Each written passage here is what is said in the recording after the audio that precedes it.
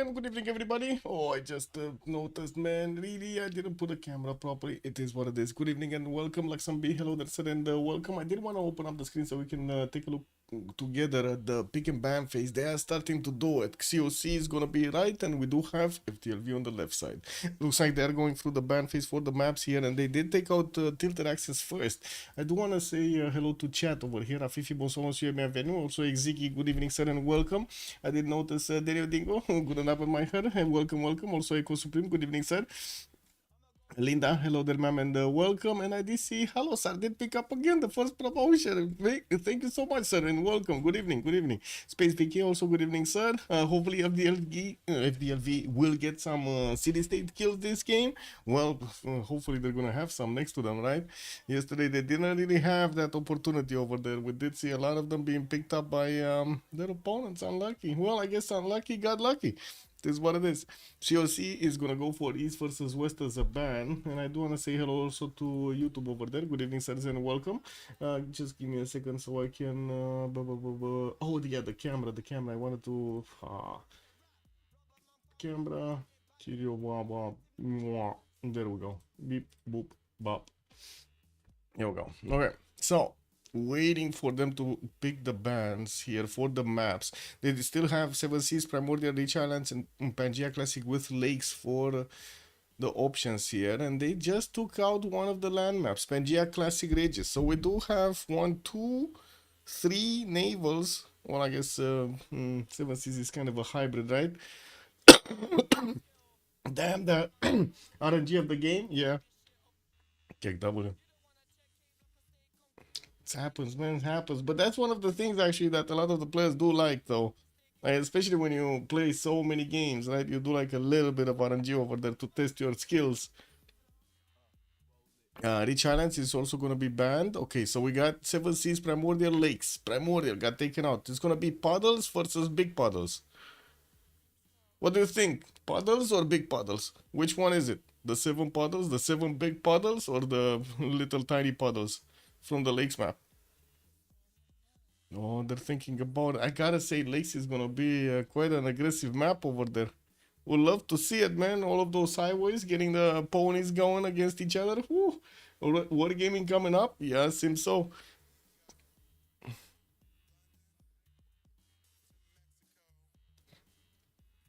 Oh my god, they're thinking quite a bit of this. 30 seconds and they still tick-tocky, tick-tocky, tick-tocky, tick-tocky, tick-tocky. It's ticking down, man. Pressure, pressure, pressure. No? They don't feel the pressure. They just debating. Oh, we got the puddles. We got puddles. Okay, puddles it is. Let me actually put it up on the screen here. Puddles. We got puddles. There we go. Okay, so what do we have? Do we need them to go through the initial 5 bands for each, and then we're gonna see them starting off on the pick phase. They're gonna have 4 choices, 2 each side, and we're gonna need to see who's gonna, well, what kind of tone of the game is gonna be looking like. Genghis Khan is gonna be taken out quite quickly. That's gonna be one of the damage dealers here. But to be honest, is it that atrocious, especially with the other ones? Like, I don't know, Artapaz over there do look quite nasty. Sir Mike Taturmundi, hello there, sir, and good evening. How are you doing? How have you been? Vercingetorix, man, yesterday he got ignored totally. He didn't get picked, he didn't get banned, we didn't CF him. And now we got him as a first ban from COC. Did they remember he still exists? Oh my god, man. Any plus movement is great on legs? Yeah, true, true, true, true. Anything that gives you movement. Let's see what they're gonna pick. So many times Lotaro did amazing on this map. I would imagine they're gonna wanna keep him at the door there. Gonna need to see if they're gonna let him in. And we did see also Julius Caesar a lot of the times being picked up here. Is this gonna be one of those days? Cleopatra Ptolemy. What is, man? What is Cleopatra Ptolemy? They took her down in the second wave. Ooh. Which team is more aggressive? I mean, after yesterday, I think. Wait, COC. Did you see yesterday game? I think FDLB is gonna be the ones that are gonna be the aggressive ones. No, after yesterday's game, oh my god. Like Irel winning everywhere. It didn't stop for anything. Technique is also gonna be the choice here for COC, or at least it's considered. Not sure if they're gonna lock it in. Let's give them a few more seconds. There we go. There we go. They did lock him in. We got also Teddy being banned by FTLV. That totally makes sense. But again, yesterday he did actually. Actually, wait, he did defend. After yesterday, I think they go back to Sim. I see. Yeah, it didn't work the first time. Better go back to what you need. No. Is that gonna be also Civ7 lesson, by the way? Is that gonna be a lesson for Firaxis as well, or are they just gonna keep on going with Civ7?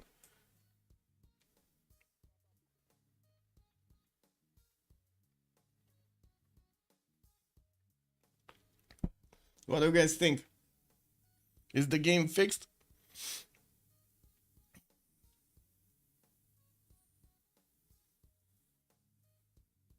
Oh, crickets, man. All crickets in the chat over here. Sultan. Well, he got banned. Unfortunately, we're not gonna see that double flanking bonus. This would have been nice. Is the game good? Is the true question. Yeah, exactly. Did they fix the game? Did they fix the game? No, they did updates. Stuff. I don't know. Did they fix it or not?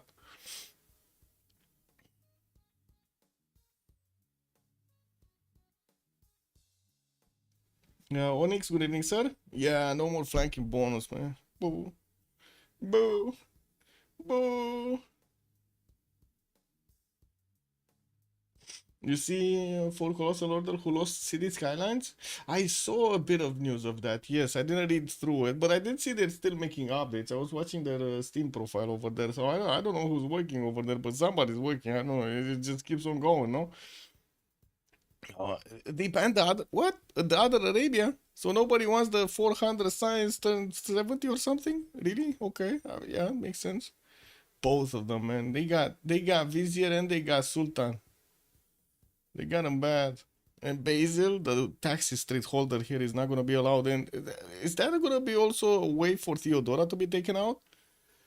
COC are a bit behind of the meta at the moment. The bans are outright weird. Oh, yeah, man. Yeah, they didn't ban Tamar. They really needed to ban Tamar. Definitely, man.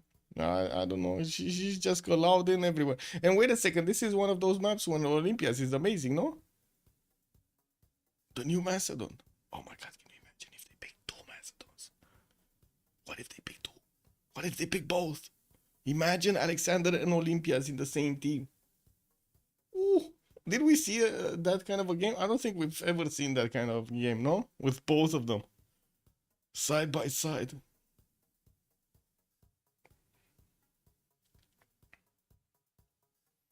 Okay, so last two choices before the set of the tone here.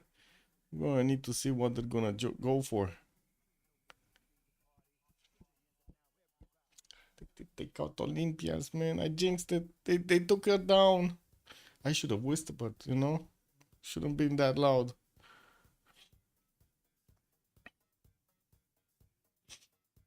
This is what it is.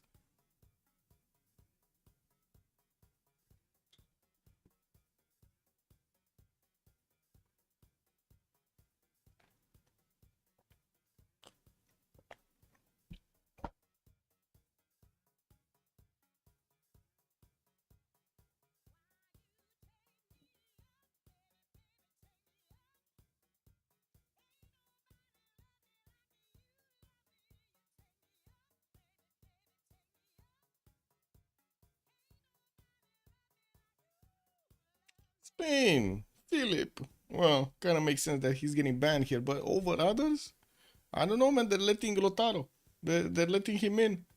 Kublai Mongolia is still allowed in. Oh, Tokugawa, such a quick pick here from FTLV. They didn't even wait to smell him. They picked him outright. This was all in the plan. You don't like the Basil technique? I mean, technique definitely makes sense. Basil also makes sense. Not sure about Sultan though. Jarwiga Lotaro getting in? Yeah, they're getting in. Or at least, I mean, they're allowed in. I'm not sure if they're actually going to get in past the fence over here because it's still going to be FDLV and COC keeping up that tab, no?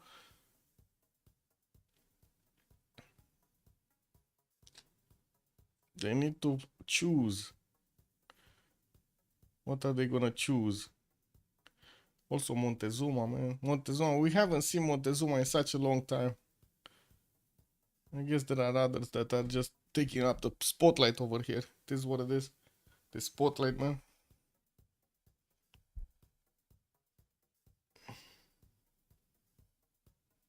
Ah, there we go. There we go. We got some man readers coming in. Ponies. Good to go.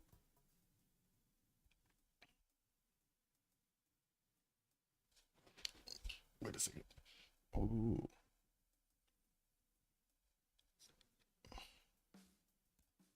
Then what's the second choice? I need to pick up another one soon. Just 1 minute. Well, I guess 40 seconds now.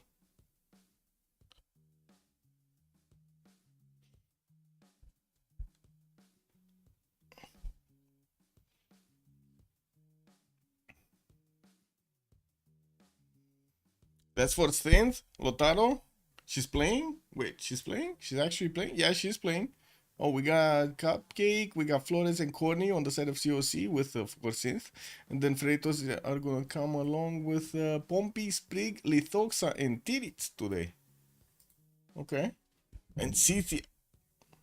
Man, you're talking about being aggressive over here. I think, was it Space VK was saying they're going to be the aggressive one? Yeah, there we go. There we go. Look at that. Lotaro and Cithia going against Tokugawa and Shaka. Oh, actually, Shaka getting through. We're actually going to see some of those Ikandas being built.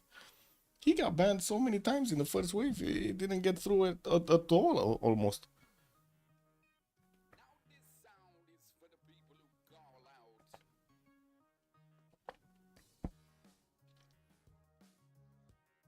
Okay, now they're gonna need to go for another 3 bans on each side.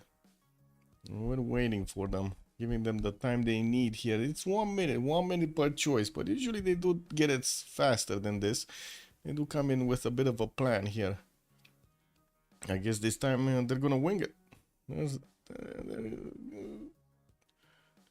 Welcome back. I guess that answers, yeah, exactly, that answers the question. Cyrus, Persia Cyrus is gonna be taken down.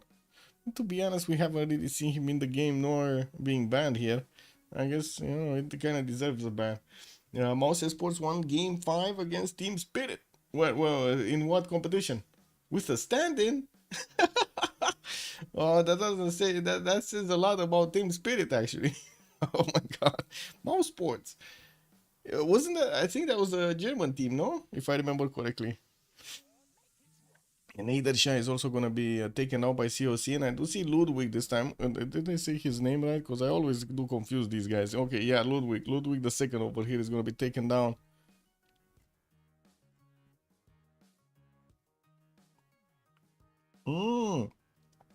PGL Valachia, Season 6. Got it.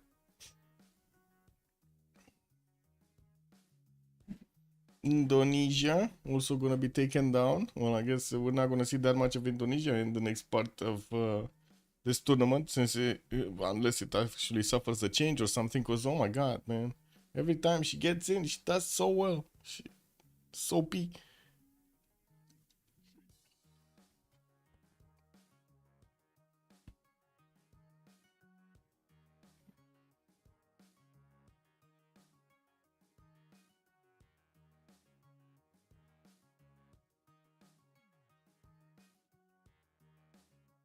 Hello, Shaklong. Good evening, sir. You saw Nader shine Civ6 Steamers lobby? In the Civ6 Steamers, yeah. Catherine de Medici also gonna be taken down by COC, or at least considered here. They still actually need to lock her in. They only have 5 seconds. Oh, yeah, there we go. There we go. They lock her in. I want to say they were ticking down the clock over there to the last seconds.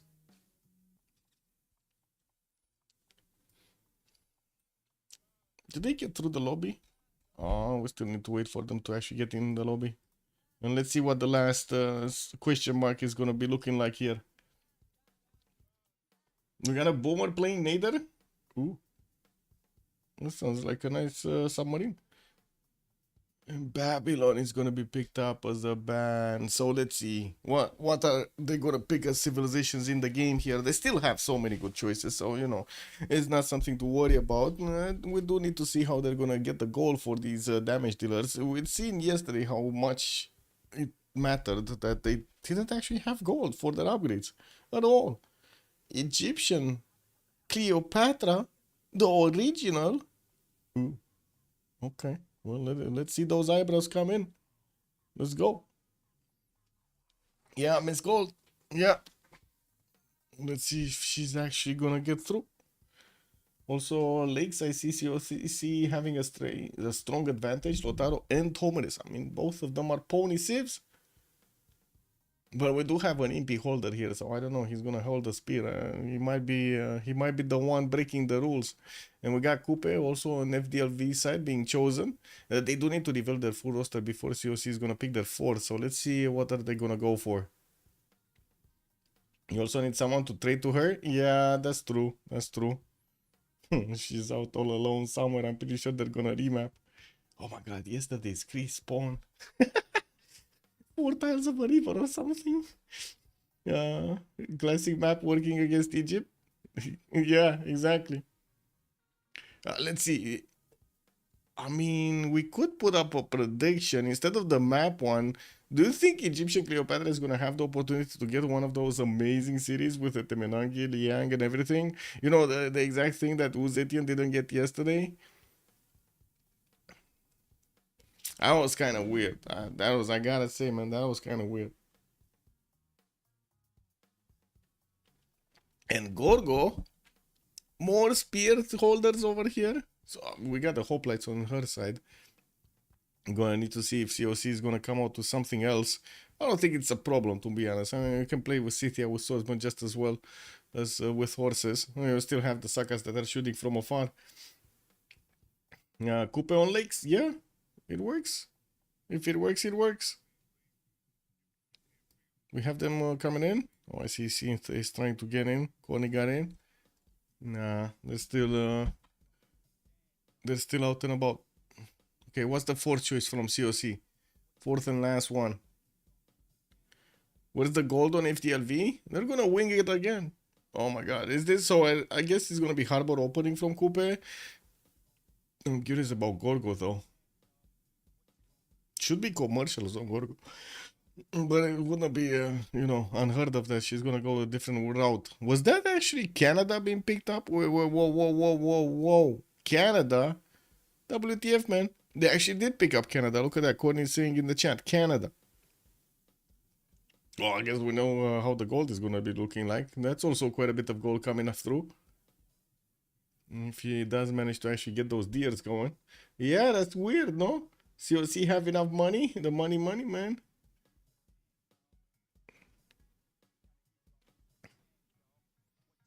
We instead of which? Whoa, whoa, whoa, whoa, whoa. Yeah. Coupe fighting again like yesterday? Yeah, if he starts chopping everything like yesterday, that's not gonna work out well. 80-20 in favor of COC. Okay. Wait, sassy hot mode. We got a sassy hot mode. What this? The configurable goodie hats? No.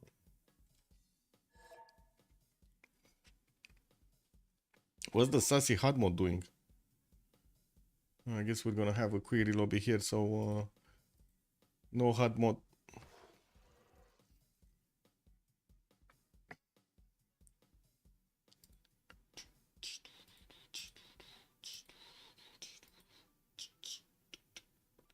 Okay, puddles it is.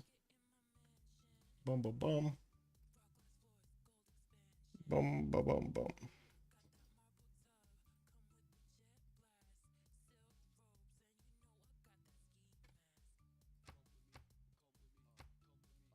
Ha!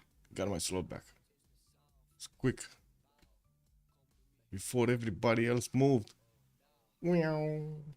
Hot mode is just to allow equal probability on all hot rewards. Good mod. I mean, you can take off quite a few of those rewards. I don't know about that equal probability. Kind of goes to zero, no? if you tick them off. And they can deny the set rewards. I mean, you can activate the set rewards, Monstrat. I don't know what you're talking about. Yeah, that shit works both ways, no? You can press on and off. I don't know how it's being set though. Let's see. Oh, I mean, we don't have it in this lobby. They did turn it off. Yeah, there we go. Wait, is this gonna be a play for some form of culture here? From Wilfred Laurier? If they have the opportunity. I mean, I guess they do have quite a few defensive capabilities there. Betting Flores for Canada. Yeah, it's gonna be corny, or at least it's corny right now. Checking it. Maybe they are waiting, so he joins and they switch slots. I don't know. We'll see. I play with settler rewards and absolutely like when I get 2 settlers from like I can imagine. Go first as Canada Culture Rush. Yeah. Okay, so let's see what did happen with Civ 7. Did they fix the game, guys? Did they fix the game? Okay. Well, they got a bit better reviews with 0.06, I believe they improved. 0.06. Yeah, well, that's a hell of a work for 0.06. And what do we have here? So at the beginning, when they did update, it's 1400 players max. Now they lost 2000, or I guess a little bit 1400 actually. And then we got now to just 11. Uh-oh. Uh-oh. It's not converting players, guys. What are we doing with Civ 7? What's going on? The formula is broken. Who's leading the way? This is not a game to stand the test of time. Or will it stand the test of time? 14k, yeah. 14k I did. A little increase, a little. I mean, it's a little increase and then it's a heavy decrease. I don't know. Hey, why can I check? Okay, there we go.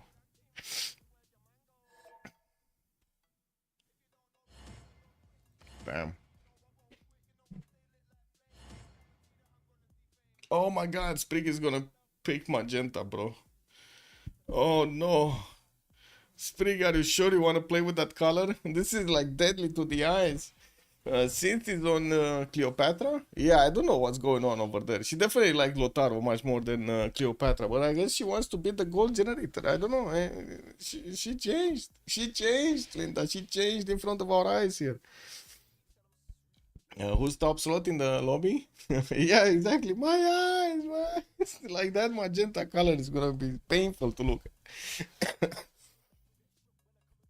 What do we have here? Tirits is the top slot, but we don't know what kind of Civ he's gonna pick. Usually he does pick Simmers, and I believe with Wilfred coming up here and also Cleopatra, they're definitely gonna need to pick a Simmer. Lithox are going for Tokugawa. Looks like Sprig is gonna go Gorgo. Pompey on Shaka, and Flores is gonna be the one on Lotaro. Probably Zulu top slot. Ooh, yeah. Wait. Zulu is second to bottom slot. Second to last. This colors is a Firaxis sin.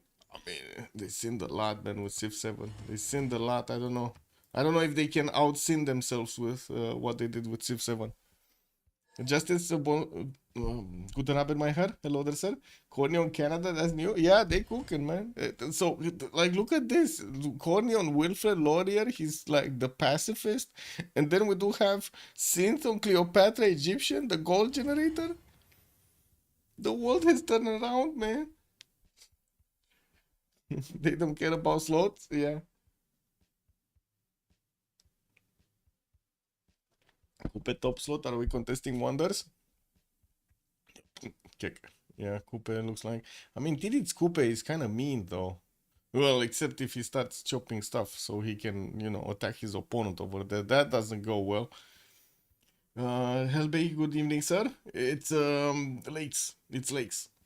Puddles, lakes, puddles, lakes, This is what it is. Kind of looks like a lot of puddles sprinkled on the map there.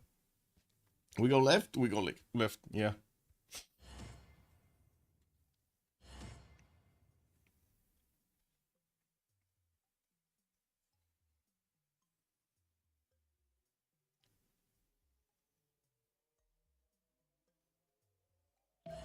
Take a petition to change the Civ border color. Oh my god, he's actually locking this in, man.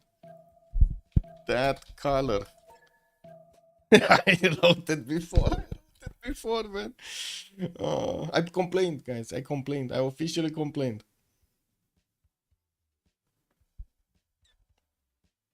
Kick. Yeah. This is what it is, man. The color is gonna come over us. Mm-mm.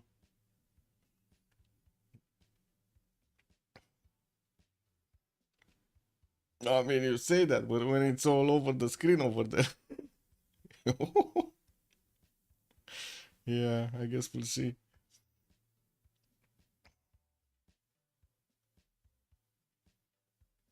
Just seeing if they change, yeah.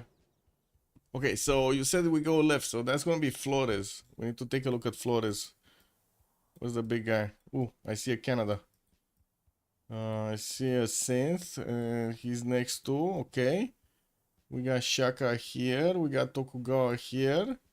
I mean, just look at how this color stands out, man. It's like nothing else. Oh my god. Anyway. No. Lotaro, there we go. He's in between the mountains. He does have a 3-2 banana, and I do see he's gonna have a 2-2 deer tile next to his capital. Wouldn't really say he has a good Temple of Artemis, though.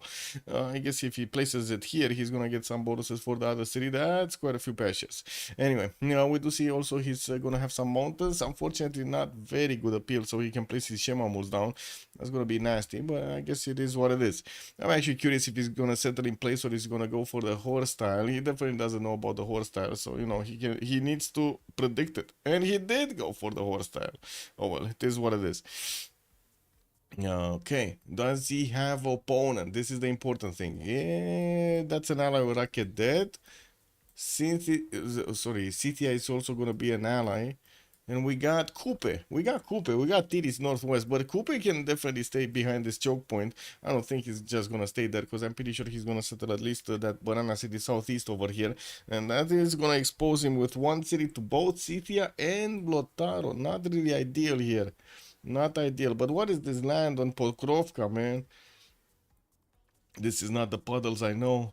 Anyway, let's see. Pokrovka, 2-2 base, quite a few to-dos around. No extra bonus production or food, though. And from what I do see, he's gonna be lacking fresh water in a lot of cities. Could get that opal settled in southeast, or I guess the lake would be better.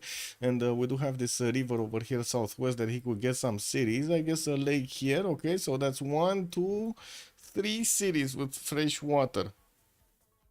And then, well, he's going to need to keep on going somewhere west or north. I don't think he's going to want to place cities on the coast over here because it kind of looks like Maori is going to get a city here and he's definitely going to pump out boats in this water. I guess you can work out City on the water, but against Maori, I guess, yeah, that's going to be a challenge. Cupcake is going to need to, rely on big knowledge. And Cleopatra, we got Rakedet here with the cocoa tiles, and she does have some spices here in the northwest. I do see silk tiles northeast, but unfortunately, either lacking production or food. Those tiles are just not ideal. Does have the rice settler to go for, and I guess that's a good question. Is she gonna go somewhere here and then somewhere here, like the J tile, for example, so she can space out 2 cities, or she's gonna go rice and this coal tile? I guess she could go both ways without that many issues. Good enough fresh water everywhere, lots of rivers, lots of lakes. Doesn't have a problem with the extra housing. I do see also a city-state for her. Hansa, that's going to be close to Egulumapo as well, but that's a lot of mountains and hills that he needs to go through. Definitely much faster for Sins to get there. And we do have Corny. Let's see Corny.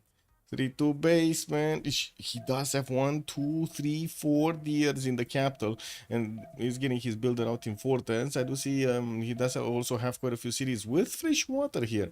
That's quite a big empire that he's gonna get in the tundra. A lake on the west and then the 2 rivers spanning on the eastern side are going to give him all of those freshwater bonuses. Unfortunately, the north side is kind of filled up with snow over there. Not really ideal. And these sticky huttings, can you imagine this? They're like, how is this going to work? They're just in the middle of the snow in a little patch of forest. I guess they need to get the wood from somewhere, to actually burn the fire or, start up the fire. Anyway. Ottawa here is going to be quite far away from everybody else from what I can see. He's free sim. That's like, if there's a definition for free sim, this kind of looks like he's free sim. We do have Ulundi here. That's going to be Shaka, and that's going to be one of his opponents. And I do see he's going to have a pretty good second settle southeast. 2-3-2 bananas to go for. And we do need to see if he's also going to settle this T-tile over here in the south of, direct south of Ulundi. Quite a few rivers, and I do see the lake next to his capital on the northwest, with also mountains to get +3 campuses. Not bad. Also +4. I'm pretty sure he's just going to want to wrap around cities here. We do have him with an ally past this water body. That's going to be Sparta, and I'm pretty sure they can set up some radar trade routes through the water. And Tokyo is also going to be here in the Sea of Hyuga. All three of them could get on the same water body, actually. Uh-huh. We do have Shaka without an opponent. Actually, Tehonianga no Yakupe is going to be one of his allies. I guess you could call Scythia an opponent, but that's going to take a while to get here. It's much faster for Tokyo to actually swing a few units towards Scythia. Look at the flat plains over here, or flat plains, I mean. Everything is flat over here. So much flatness. Anyway, we do need to take a look at Sprig, the color, the eyes, the burning eyes. We got Sprig here. Getting his 2-2s around. He's gonna have the main settle on the western side, and we're going to need to see also southeast, getting the crabs, man. This is the big crab lake. Look at this crab lake. 3 crabs in a single lake, 4-tile lake. Can you imagine how quickly these crabs multiplied over there? That's just amazing. Saps, bună seara, domnule, și bine ai venit. Also, Giva the Diva, good evening, sir. What type of masochist doesn't ban? Zulu! Yeah, we're gonna need to see, because it kind of looks like he's kind of far away, though. I don't know if he's gonna apply pressure until, you know, later on in the game. No way Mapuche tries to take Artemis from Canada, even if Mapuche was going sim. Canada almost always prioritizes the Artemis. Yeah, and he does have a lot of patches and camps all around here. Very nice. This is gonna be quite an interesting start here for Corny with all of these deers to improve. 5 deers. Wait a second, I just saw he has the other one behind the tab of the city center. Okay, Lithoxa. Let's see Lithoxa. He's already going for the fish tile improvements. He does have 2 refished that he's going to get extra food points. And I do see he just improved one for the 4-1. Getting extra gold, getting extra food, going to allow him to get that population quickly and even pay for it. You imagine that, man. Northwest gonna get the rivers to go for. Looks like he can connect his economy if he wants to, but I guess others are gonna connect their economy with him, not the other way around. And we do have him with that opponent Cupcake on the east. And Tidits? Tehonianga no Yakupe. He also has a deer tower. I'm pretty sure he's not gonna go temple. We do have him with 3 resources in the capital, with on the coast, whales and 2 fish. And I do see he's going to have some reef tiles for the adjacency towards his campuses. Second settle southeast next to those 3-2 bananas. Looking good, but that I guess he won't know. He doesn't know yet. He sent that scout eastward, but he didn't actually go southeast. So he won't know. He probably won't meet Mapuche until he's going to get that settled somewhere. And it's a good question. Is he going to go south, direct south, on the coast here on the 1-1? That's like 1, 2, 3, 4, 5, 6. I guess he could go through the lake anyway. That would be faster. Did you pop your bob? Yes. So that's about it with the spawns. What do you think? Are they gonna remap this or not? We didn't put a remap vote actually today. Today we're not putting the remap vote. Totally forgot. Nobody reminded me anyway. This is what it is. Settle Pokrovka, Cynthia, oh well, sorry, Cupcake did manage to actually get a builder here. Might get confusing. Cynthia, yeah, this is what it is. I know she did this before. She played Cynthia, Synth played Cynthia. Very confusing to say everything. Yes, okay. When in doubt, you just say yes, got it. Hey, we're missing 2 players. Oh, it's a new line. Flores, 1. We're missing 1 actually.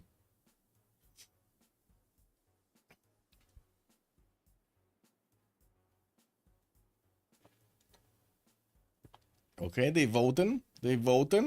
What are they voting? Is it somebody that cannot vote? Because I'm pretty sure somebody's missing here. Like Corny or something. Corny or... no, Flores, we got Flores. Missing a vote, yeah? Missing a vote. What?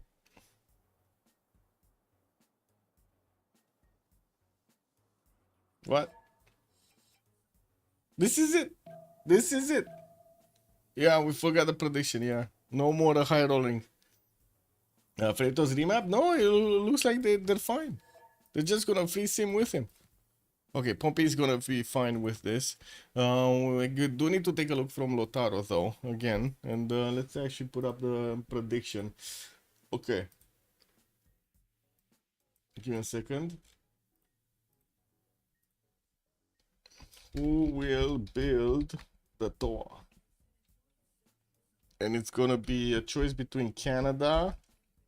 Who is it? Lotaro? No, Lotaro. Lotaro's not gonna build it. No. Who are the other contenders? Was it Lotaro? I guess we did actually mention Lotaro, but I don't think he's gonna build it. Since doesn't have it, she did actually settle the J tile there. Greece, no. Nobody else contesting this? Maori, no. And that kind of seems like it's just gonna auto be built over there. Canada's just gonna auto have it, no? Nobody's gonna contest it anywhere? Oh, never mind. This is a bad prediction over here. Let's just put the who will win and be done with it. FDLV. There we go.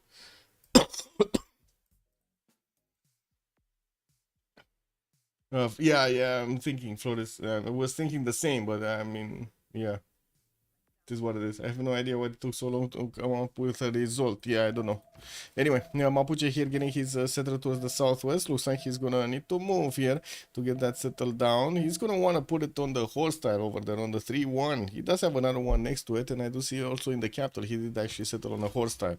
We do have him getting his third city out next turn, and from by the looks of it, he's still gonna have multiple freshwater locations that he could go for, including this cocoa settle northwest. But unfortunately, where's the production next to that? We do have him with this niter setter that's gonna be much faster to go for. That's 1, 2, and 3 to settle on a freshwater river, and pretty good tiles around. Lots of chops over there. Now we did have him with an opponent, right?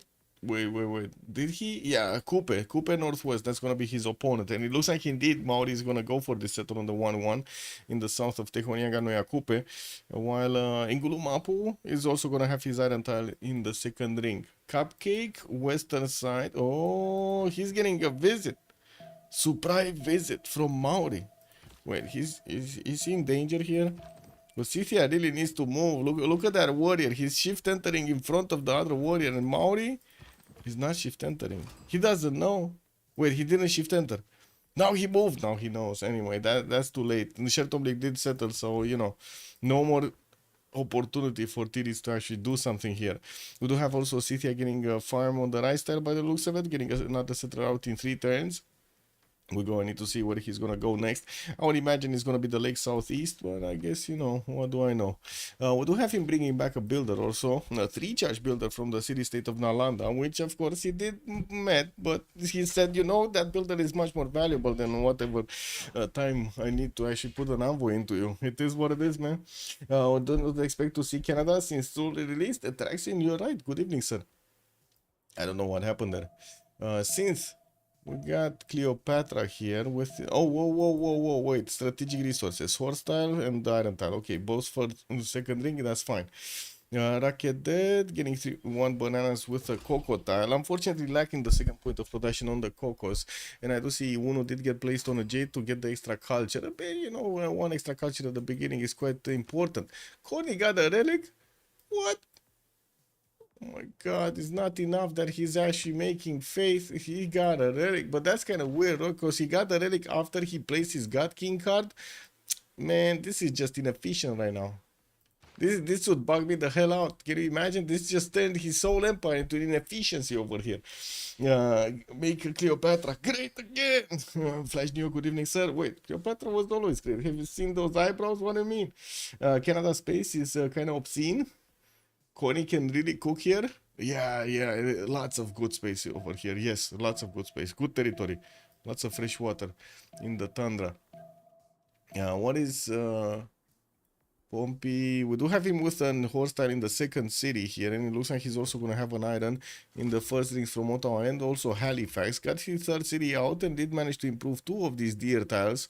What's the third? Oh, he got the third actually. He got the third one. He probably put that in Halifax over there to grow that city a little bit faster. Yeah, we did have him also with the settler starting to move on the western side. That would put him right next to the honey. While I do see in the tech side, he's going for mining here, coming up in 3 turns. He's also going to grab another builder from Ottawa in 3 and getting his trader out from Halifax.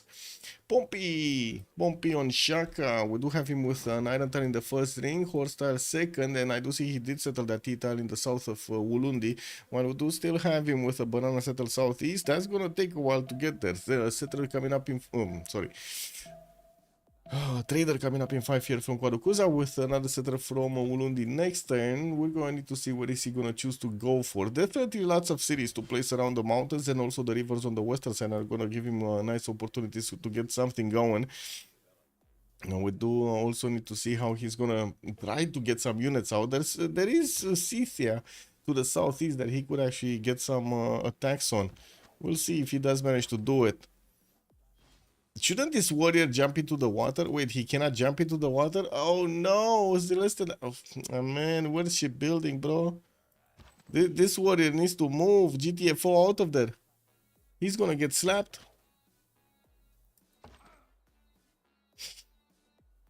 He wouldn't get the relic if he didn't put the faith card. It works like this, you know. Yes. Murphy laws, man. Murphy's law. It is what it is. I guess Zulu might reach Canada if Canada has 10 plus cities. Zulu has no other enemy. Who the priester Gurini said, yeah, exactly. He needs to figure out a way, right? Either go against Canada, western side, try to pull off a night court attack. He definitely could pull off a night court attack. Can you imagine it only takes like a few turns to go through all of this flat land over here. Get through this and bam, just take out cities. Pillage everything. Wait, is that a Greek scout that's coming through Zanzibar? No, a builder coming from Zanzibar? I don't know. This is what it is. We do need to talk about Sprig here. And it looks like he's getting that third city southwest towards the oil tile. Do have him getting his monument out in 2 and also his trader out from Ephesus, that second settle. I do also notice he does have both of his strategics in between his cities with that big crab city over here in Ephesus. I'm a bit surprised he didn't settle directly on the coal tile to get the biggest harbor ever. Is Greece going currency? No, he's going mining. Okay. Oh, I'm curious, what is he going to go for? Is he going to go aggressive here? What does he have? Cleopatra on the west. But that's like, look at this land. He's not pushing through this. I don't think he's going to get through this. Like, even if he's Greece and everything, I don't think he's going to get through Egypt. Do you think so? If Canada goes CV, then it's rock bands. Rock bands need to travel. Yes, they need to travel. I mean, that's how it works, no?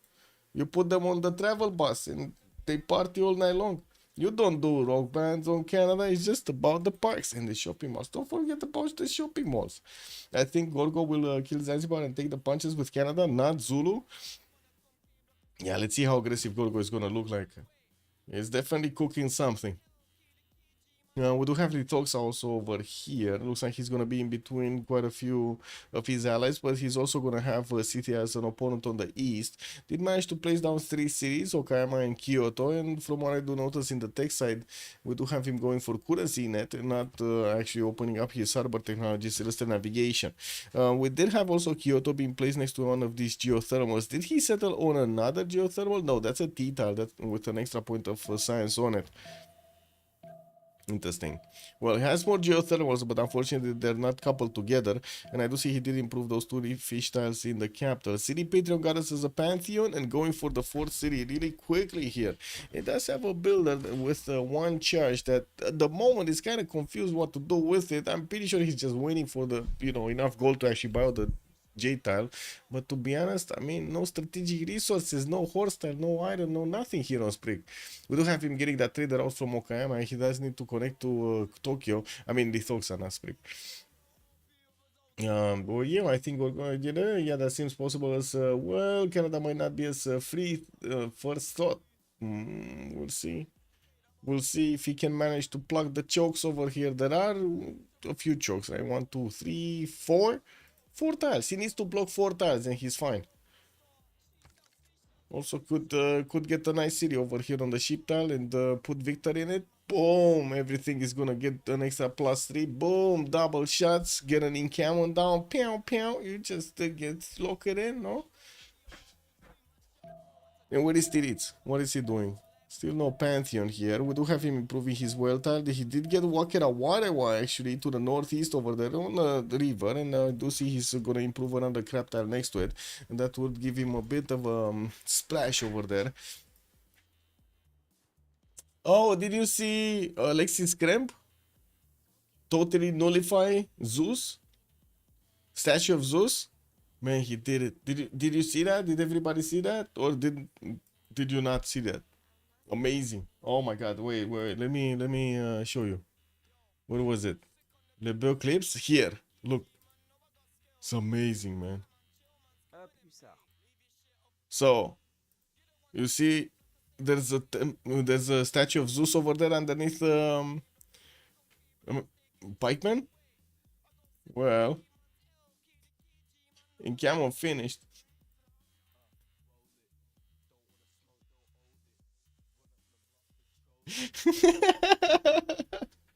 I mean, you gotta give it to Alexis Ram. That is a very good use of the culture bomb.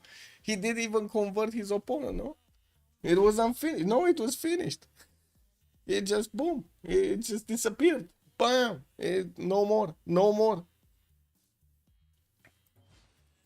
We do have Maori getting that 4 settle out, and we do need to see where is he gonna go. I think he's gonna go north here, and I guess we do need to see how aggressive he's gonna wanna be against his opponent. Tiritz is getting some visibility. I don't think he actually met Lotaro yet, so he doesn't know where his opponent is unless you take into account the loyalty pressure, which he's not actually seeing. Oh my god, he's not seeing a single -2 anywhere. He's in that space, guys. He's in that space. This is basically the Bermuda Triangle. He's not seeing anything anywhere.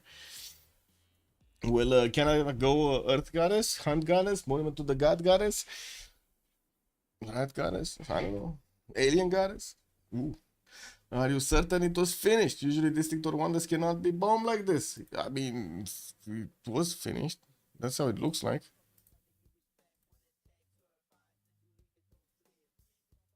Doesn't look like there's any scaffolding on it.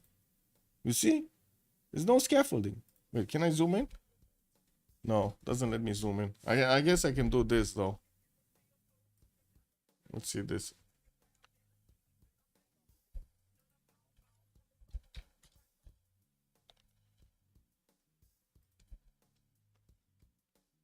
You see any scaffolding? I don't see any scaffolding.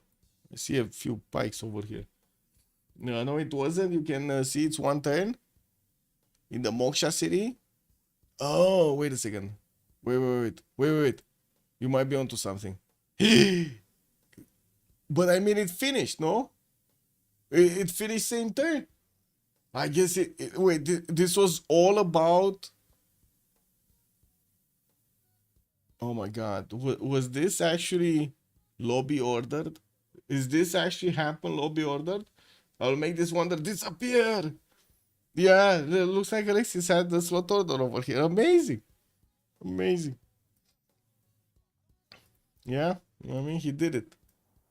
He did do it. Or Chop, Dark Speaker, good evening, sir. It's even an achievement to take out one of those wonders. KW. I do see more settlers coming out here from Mapuche. He's gonna go wide really quickly way before he's gonna get to his ancestral hall and way before he's even gonna place his government plaza. We do have him also with a builder starting to improve his sword style. I do see he's gonna go for that Coco settle northwest, bringing another builder from Hatusa, two Chesh builder this time, and plugging in Reina in the capital. He's gonna go for the gold generation. We did have him with religious settlement, so he's getting at least a few more points of production here towards his settlers. And I guess a few more tiles anyway when he's gonna settle. Tomer is starting off on holy sites, okay. Not really that new, but not really that used. Scythia holy sites. Generals did get placed on the other side of this lake, and we do have him with a fourth city moving southeast.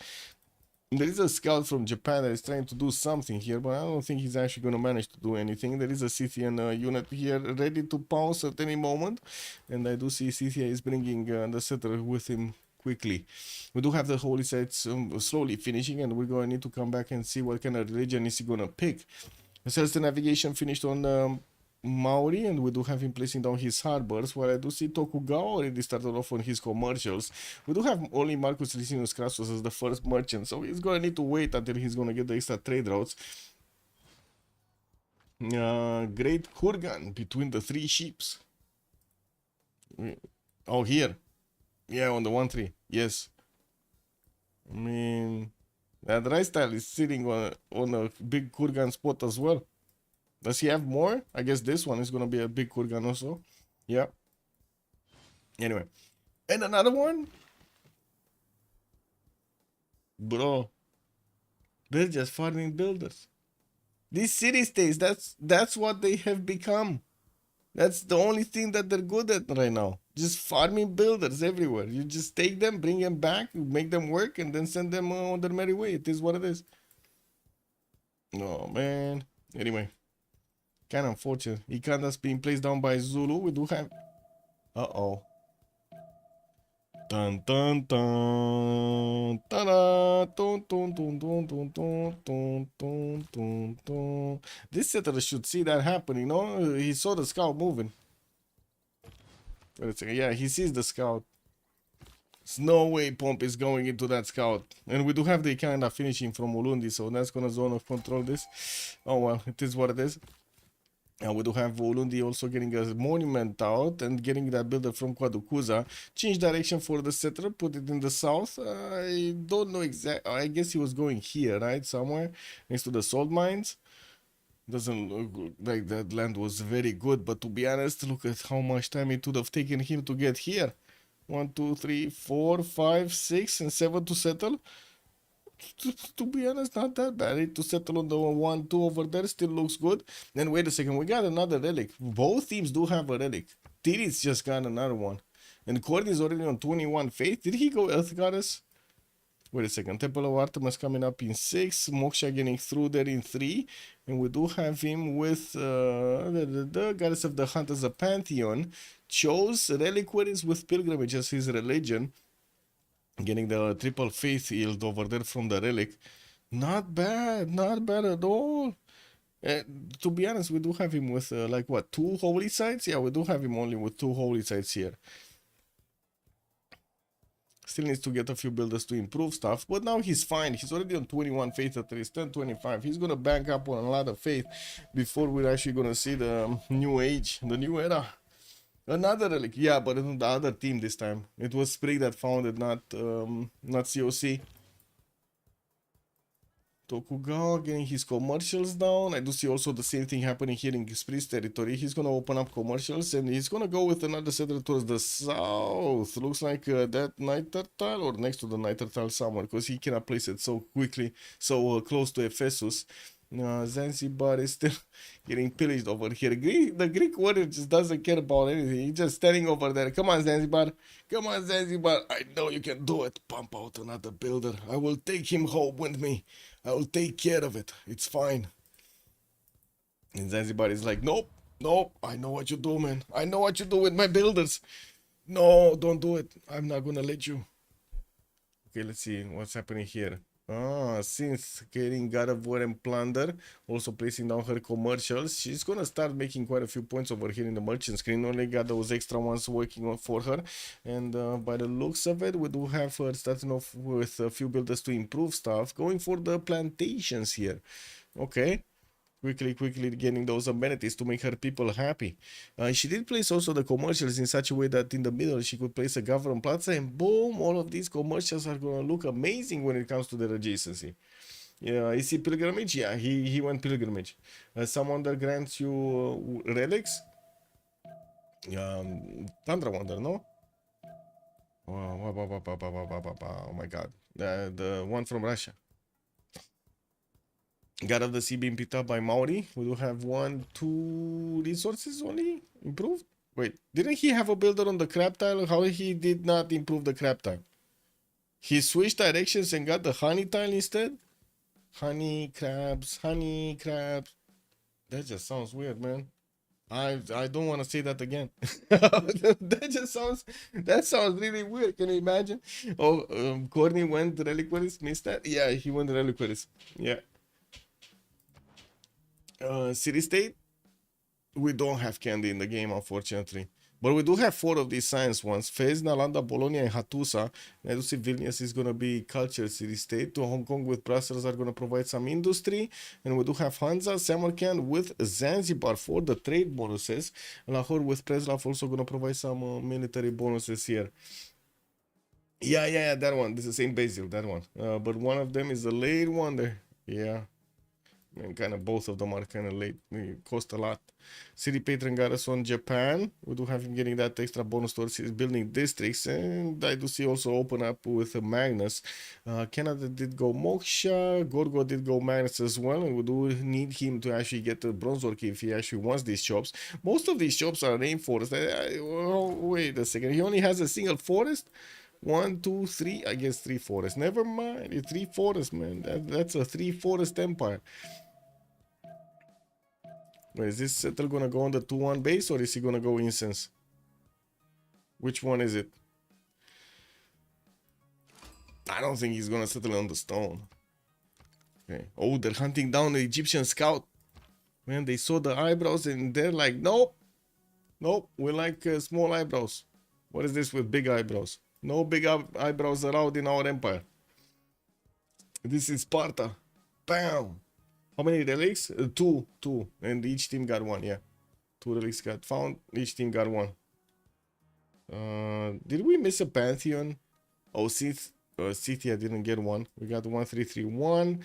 He did open up with his holy sites, and we do have Moshe getting plugged in Pokrovka. I do see at the moment he's still struggling to actually get the Great Prophet points. He's only on 2 a turn.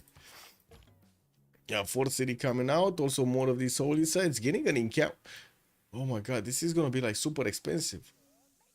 Cupcake, where is your gold? I guess the gold is gonna come out from like opal and crab tiles or something. Cause like, how is he gonna make the gold? He already did manage to like commit 4 districts to non-gold. If he gets the shrines in, again, -4 gold, bam. If she gets the temples, -8 gold. Gets in camels down, more. Like, Cupcake, how are you gonna get the gold throughout the game? This just sounds expensive. Imagine stealing a relic by a spy. Yeah, how does that not work? Like, you do it in real life, you definitely see people doing it in real life and it doesn't work in the game. Religious community sit here. Good guns, make the gold. Funch, good evening, sir. MNC also, good evening, sir. If he has Canada with beards and Egypt, who cares about the gold? Well, I think he's gonna care. In my opinion, he's gonna care. I'm gonna take the punches if, he's not gonna care. It is what it is. But in the meantime, I still think he cares, man. He cares. He's not gonna... Oh my god, look at the gold pattern, actually.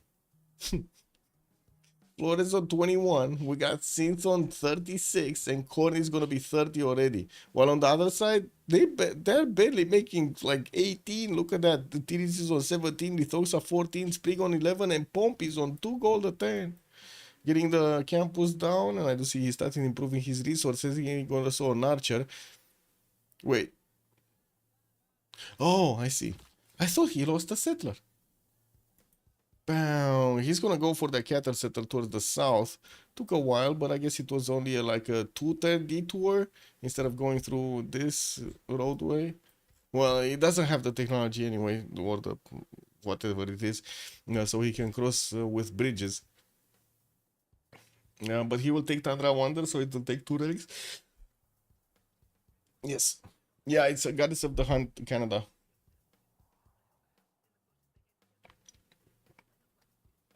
I mean, you say a builder early, but they picked up like 6 builders. Like, have you seen how many builders have been extracted from Nalanda? That's insane. Hatusa also gave builders to Mapuche. Look at that, it's still coming. It's still on the way towards Picumapu. And he's getting a settler towards him. That's his 5th settler, and I do see a 6th one coming up from Mapu, 7th from Nagmapu. This is such a fast empire build here from Mapuche. Getting the commercials down. I guess that's gonna be a bit slow on the uptake. And what do we have here? Liang getting plugged in Ulundi. Wait, is this the resource Liang or is this the city park Liang? Which one is it, guys? How many resources? 1, 2, 3, 4, 5, 6, 7, 8. 8 resources. Liang. Pompey 0 gold already? Yeah, Shaka, man. It's not the Shaka we know. Wait, how big is this Temple of Artemis? Yeah, like 1, 2, 3, 4, 5, 6, 7, 8, 9, 10, 11, 12. You get the plantations also? Temple, what is it? Here. Yeah, plantations also work. 11? Oh, and 13? Wait. What did I miss? What did I miss? I missed something. Oh, you mean the honey tile in the south, right? That's another one. And this one, the sheep tile, this is what I miss. Even this, like, look, he has another two that he can improve here in the north. Isn't that? Oh my god, that's even more. Well, let's take it another time. We got 1, 2, 3, 4, 5, 6, 7, 8, 9, 10, 11, 12, 13, 14, 15. 15? It's actually. Oh, wait, you said plus 17. What is this plus 17? My god, man, no, we need to look away because we're gonna grow sick over here. He's starting off for another setter and he's gonna get done in 3 turns. Did finish the Temple of Artemis, jumped up in amenities here, +6 over here. Look at that, his capital is +6. His other cities do need to step on it. They're kind of missing improvements there. We did jump into the new era, and I do see Mapuche is still trying to get those settles down. Wait, where is this one going? Next to spices, bananas, okay. Yeah, you can. Yeah, no, I cannot use the search as a caster, unfortunately. Isn't this legit more amenities than Colo? I think it is. Blazecat Games also, good evening, sir. Yeah. How do you not know about the City Parks Warlords build? Who are you talking about? Because I've seen it a million times. Yeah, the honey down south. Oh yeah, the honey down south. Yes. Okay, so Flores, 10 science, 8 culture, did choose to go for Pembrush and Voice Golden Age.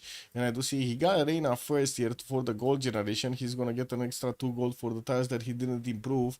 And I do see he's only on 38 points of production at the moment. His opponents' FDLV are definitely higher when it comes to the production here, except Pompey. Pompey is kind of slacking. I don't know what he's doing, but he's slacking. Cupcake, 10 science, 17 culture, Pembrush and Voice, and we do have Cynthia. Getting also initiation rights as a Pantheon. We did have him opening up with holy sites, but unfortunately didn't get a religion yet, and he doesn't have the bonuses coming out. We do have him starting to play some cool guys and getting the gold per turn. He's on 12, you know, he's trying to make back all of that gold that he's invested into the holy sites. Wait, he's only on. Oh yeah, he's on 5 great profit points. I saw 2. I don't know why. He probably finished everything in 1 turn. 39 points of also production, 43 points of production, but without the monumentality. He didn't get a monumentality. This is a bit weird, no? Started of holy sites, wants to get great profit. Well, takes a turn to the right and actually goes pen brush. Was this a mistake? Chat? Did Cupcake just misclick? Was this the biggest misclick? Oh my god. If he, oh my God, man. Starting with good evening, sir. Yeah, he's gonna spend. Linda has a good idea here. We'll spend the faith on the Cavs. Yeah. Can definitely be a possibility. We'll see. We'll see if he's gonna do it. He can buy the unit. Yeah, he can. He can. So happy good evening, sir. But the question is, will he buy that many more units? Is that gonna be his whole strategy? He's getting his income down, and I think he's the only one next to Zulu that's making more on these general points. Already got one of these projects while Zulu is on 3 a turn. Bro, if you put down 4 holy sites, don't click menu. I don't know what the hell are you doing. It is, yes, it kind of looks super efficient. Yes, super inefficient actually. With a 9, it starts with a 9. Yeah, 4 holy sites, man. He got 4 holy sites. But I guess he didn't go for the shrines. He just like open up. Look at this +4 holy site. He got them in the place of beautiful campuses. How do you drill science into these holy guys? I don't know how you do that. That's kind of like, it is what it is. Anyway, this is gonna have a +3 on the 1-1. Okay, next up, Cleopatra. What is Synth doing? Getting Ancestral Hall. Did manage to recruit Marcus Licinius Crassus. Has Coleus here. And we do have her starting to get quite a few points. She's on 8. She did get the God of War and Plunder. And she did put actually the Government Plaza in between all of those commercials to get the adjacency towards them. 49 gold a turn. 54. That number just goes up by the second over here. We're watching and 46 points of production also. Okay, Corny on 15 science, 23 culture. That's gonna be Canada here, getting his ancestral hall in 4. Oh, wait a second, he's chopping, man. He's serious about this getting faster. Magnus going into Toronto in 4, while he did plug in motion in the capital. Has 2 settlers out going towards the south. And I do see they're gonna take a while until they get to the correct slots. Also does have a slot for pyramids. Wow. That's some amazing land generation over here. Can you imagine coming out of the tundra and building the pyramids? If you would have told the Egyptians this, they would have been like, bro, that's like not from this planet. Cupcakes drinking too much. Nishisho Shen, good evening, sir. Maybe, yes. Might have gotten a beer or so. Is there any extra appeal for not really, unfortunately. Not really. He could make the appeal with city parks if he wants to. I guess we're gonna need to see.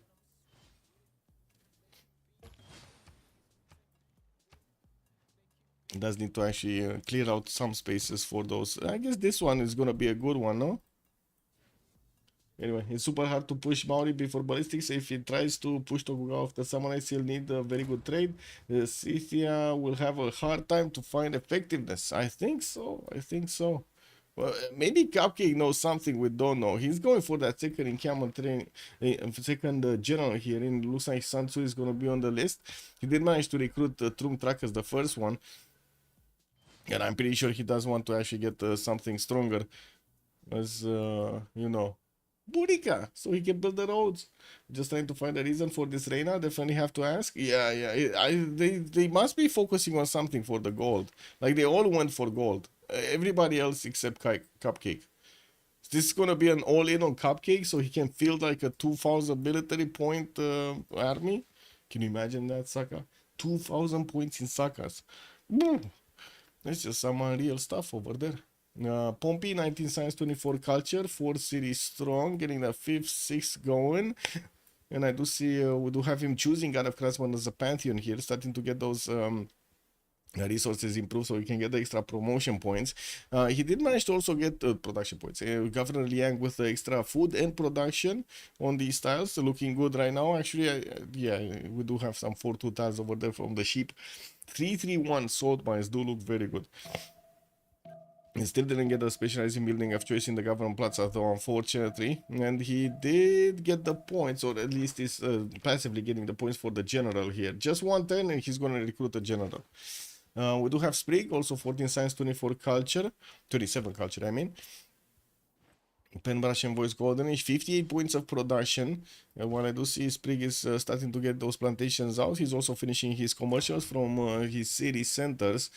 Did manage to plug in Magnus in the capital, but he doesn't have bronze yet. He's going for archery. Did he get bronze? Was that actually... Wait, was that a forest or a rainforest that just got chopped? I didn't see. Acropolis started to get around. These are the replacement theater squares that he's building up quickly. Did I just see Canada starting off from pyramids, bro? Oh my god, man. Corny, Monumentality, Golden Age, 31, Faith of 10, starting off on also pyramids. Just look at him getting the Yang City for the extra builder charge. He's definitely gonna get a... Okay, Lithoxa, 4th city strong. We do have him with some markets coming around. Government Plaza here with Ancestral Hall, and we do have him with a settler coming out from Kyoto in Tokyo in 110. I do see a horse is coming out also from Kyoto, and we do have him with the possibility to do some damage maybe against Scythia. Although I don't really believe he's gonna go on the offense here. Scythia does have a scout close to the south here of Tokyo, but I do see Lithoxa is going to choose to go northbound. Probably the cattle tile is going to be that destination. Oh no, he wants to go across the river, get close up and personal with Scythia. Okay. Well. Cupcake might have a challenge. Tidits Coupe for City Strong did manage to buy the Luminous Bay over here, and I do see he's also gonna manage to get the Ancestral Hall coming up in 2 turns from his capital, building up his theater squares. We'll need to get the Mares through, and we do have him still expanding with another 2 settles. Yes, 2 settles. Wakera Warawa gonna pump out a horse so he can improve his garrison defense everywhere. He did manage to get an admiral to start scouting around in the south. Wait, do I see this correctly? So, guys, the whole reasoning behind in the chat over there in the early, like in the last 10 minutes or something, was like, you know, Scythia went holy side, Scythia can pull off good economy, Kurgan, yeah, big punches, and then, okay, holy sides, but then no monumentality, and then chat said, but wait, he's actually gonna go to buy out units with faith. And we see him hard building.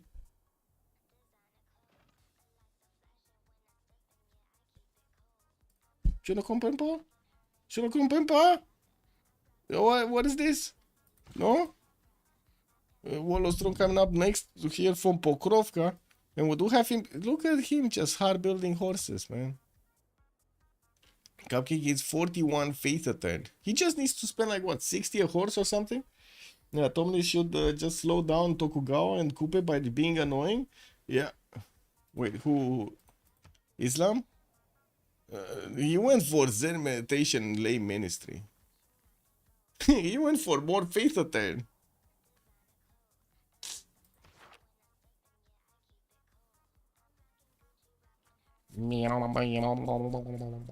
Yeah, this is what it is, man. Yes, 4 holy sites into the new meta. New meta.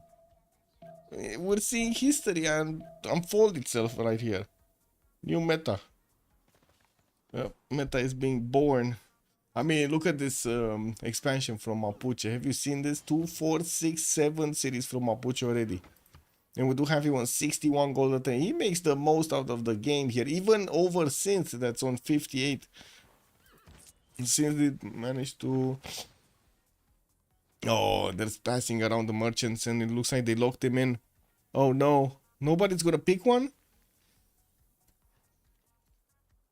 No, that's unfortunate. That's actually before we didn't have any kind of trader coming up through here. Astor of Minato is going to be the first engineer. We do have Zulu with enough points to pick Hannibal Barca. And we do see Sansu did get picked up by Scythia earlier. Can I Scythia? Can unlock the merchant with faith? Well, you say that.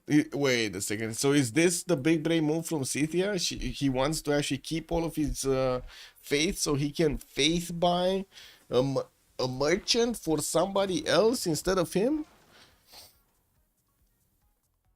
What is this? Yeah, what is this gameplay, man?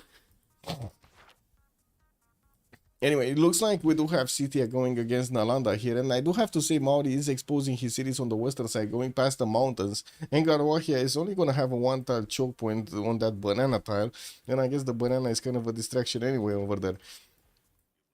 I'm getting harbors out, and I do see also some lighthouses coming up here. We do have theaters quest from Wakara Warawa, and I do see horses from Kapiti. Victory 3 getting established over here. Okay. In Canada, what is he splashing around? Oh, he actually got horses out.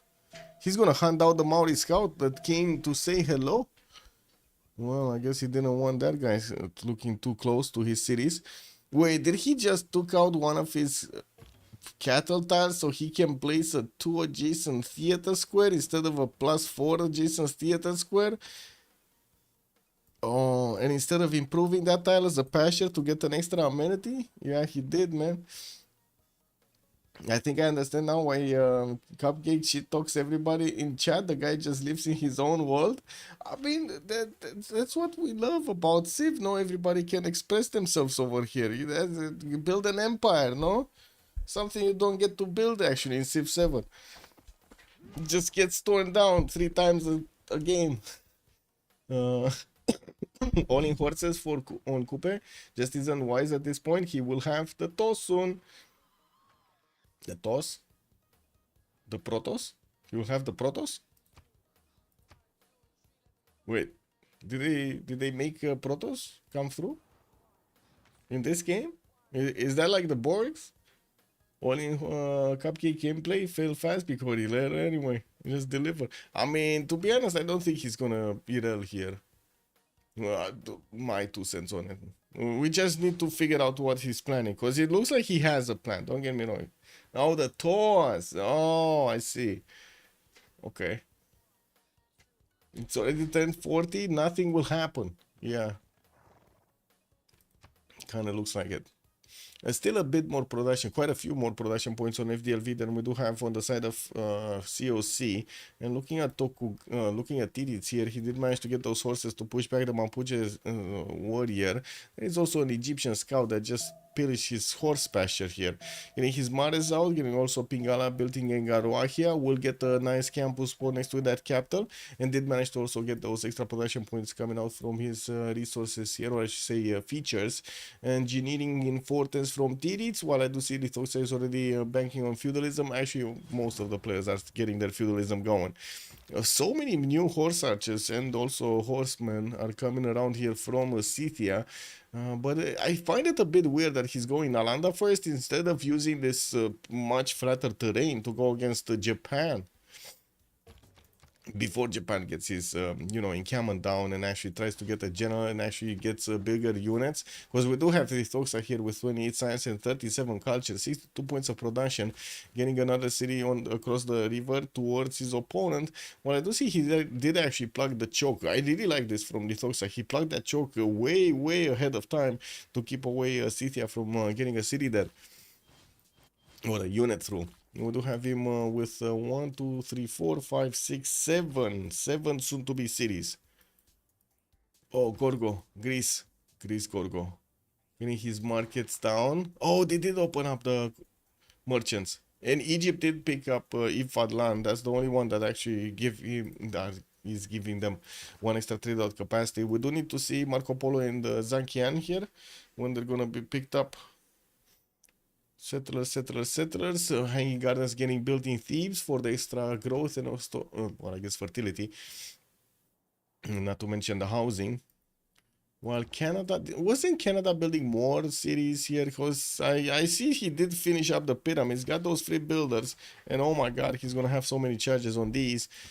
Look at that, man. And we have some amphitheaters getting built in Ottawa. I did manage to get 1 theater square finished. While he's also gonna get some commercials done for the extra gold. He's fine. He's on 38 gold, and he's getting so much from his goddess of the hunt, improving all of these camps everywhere. Just send armies everywhere to slow them down. Canada will win. In the meantime, we do need to see if they are actually gonna make an army, because right now it's Scythia just walking all over the place. Are they gonna focus everything on Scythia? I guess they could. Oh, look at that horse of Japan just getting smacked back. What is this slinger doing? We got a bit of a kamikaze slinger here coming through. This is one of those witness me guys. And wait, do I see the Thox actually starting to pre-build already heavy chariots? Oh, we got him on stirrups in 5 turns. That's quick, and he's gonna get more libraries to get that science further, further higher, I should say, or higher. With Pingala getting plugged in Shertomnik, we do need to see if Cupcake is gonna manage to actually get this going. He did manage to put the city of Nalanda under siege, and I do see that he's gonna get another archer from there. While at the moment he has 2 of these horses next door, it looks like he will get the damage done. Getting another 2 units, 3 units maybe? I'm not sure exactly how he's gonna split this up. We don't need to wait for him to actually click on the buttons. We might actually see them, yeah, 1 moving west and 2 north. Yeah, there we go. Oh no, actually the 3rd one is coming through also. Might wanna follow through against Maori? Huh. I would find that unlikely, but you know, this is anything can happen Tuesday. Gorgo did manage to recruit a general of his own. He got Burica.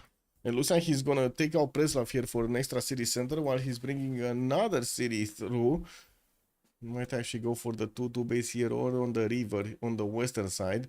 We do have Egypt actually converting Bologna to her side. And I do see Tirit is keeping Nalanda. Wait, Nalanda is here, no? Nalanda is dying. Tirit is gonna lose quite a few envoys that he placed in Nalanda. We do have him with 4. Not sure if he actually, I'm pretty sure actually he did pre-place at least 2 of them. Not sure if he got all of them. Because, you know, he might have gotten lucky with some missions.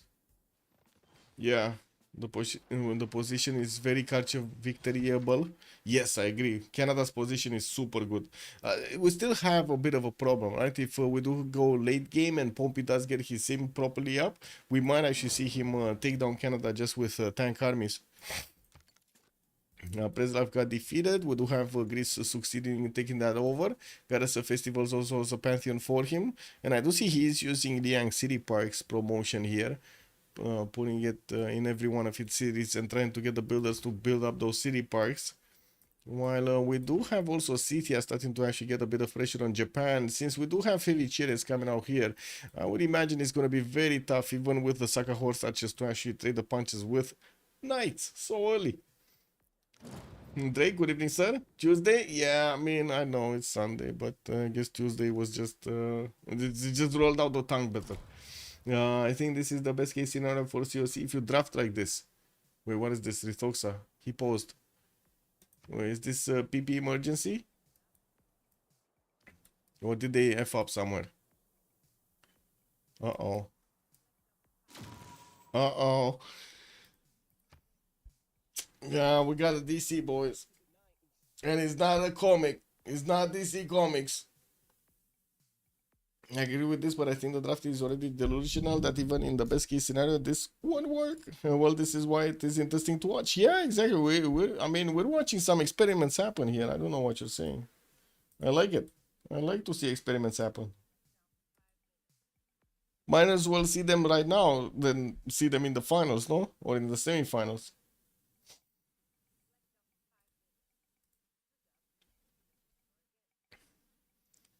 So said about blackouts in France? Wait, there are blackouts in France? How is that possible? Don't they have like nuclear power everywhere? Ooh, Nalanda did get taken out. What's going on in France?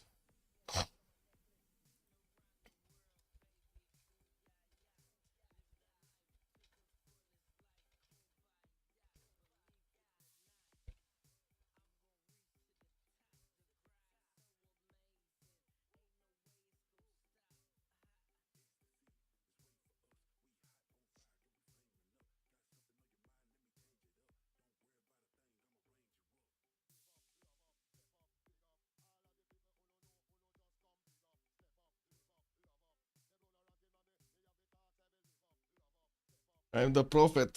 I found the win. Kick. Okay. Maybe internet outage in France and then Canada culture victories. Yeah, he did call it out, man. He did call it out, but it's fine. Pompey is rejoining. It was just a quick fix. Colosseum. Man, like these people are gonna drive themselves crazy of happiness here.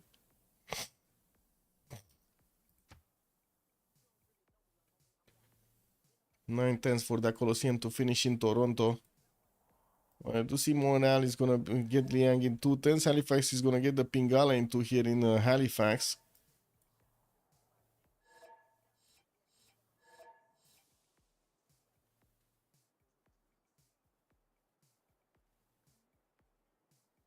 Oh man, that's gonna be. He's already on +6 and he's still building the Colosseum. Well, I guess he's gonna get higher population anyway. So, you know, amenities are gonna go down. He's gonna need more. You always need more. More people, more amenities. Oh, I see a race for Hanging Gardens. Wait a second, are they from the same team? Why is Synth and Mapuche building Hanging Gardens? Wait, is Mapuche gonna chop this? He's gonna need to place that Shimamul, no? Kinda seems so. We need to watch this. This style is gonna look amazing when he's gonna get that Shimamul built. Nice team play. Yeah, they're definitely talking with each other. Yeah, there we go. We got the Shimamul placed. Boom! 3 extra culture. Very nice. And 2 of them, actually, got 2 of them. What is Flores? 46 culture, 28 science, 89 points of production. Ah, he did manage to get now on the average side, but I do see Cupcake and Synth are both actually lagging behind with production on 60 each. We did have Nalana be taken out by Cithia, and we do need to see if he's gonna start pumping out a few more settlers, because that kind of looks like it's gonna be a problem. He does need more cities, just raw cities. 5 cities, just probably not gonna cut it. We do, unfortunately, not have that much of a good land here. Could get a connection city in between Nalanda and Shertomlik on the stone tile, and from what I do see, could definitely place more over here in the south. Fortunately, the land just looks bad.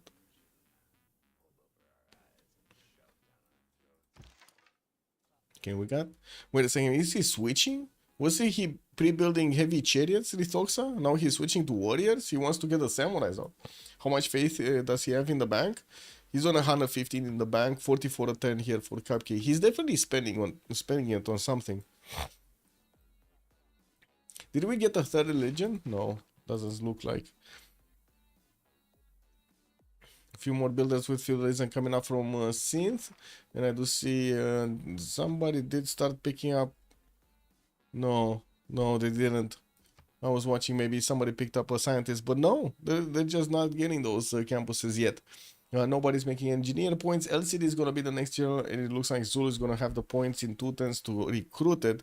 While I do see also he's plugging in motion in Quadukusa and is managing to actually get to that, that city of Nongoma towards the western side, giving him an opportunity to go against Canada here. We do need to see if he's actually going to start being aggressive, because he kind of needs to. He's getting that item working in 1, 33 science, 34 culture.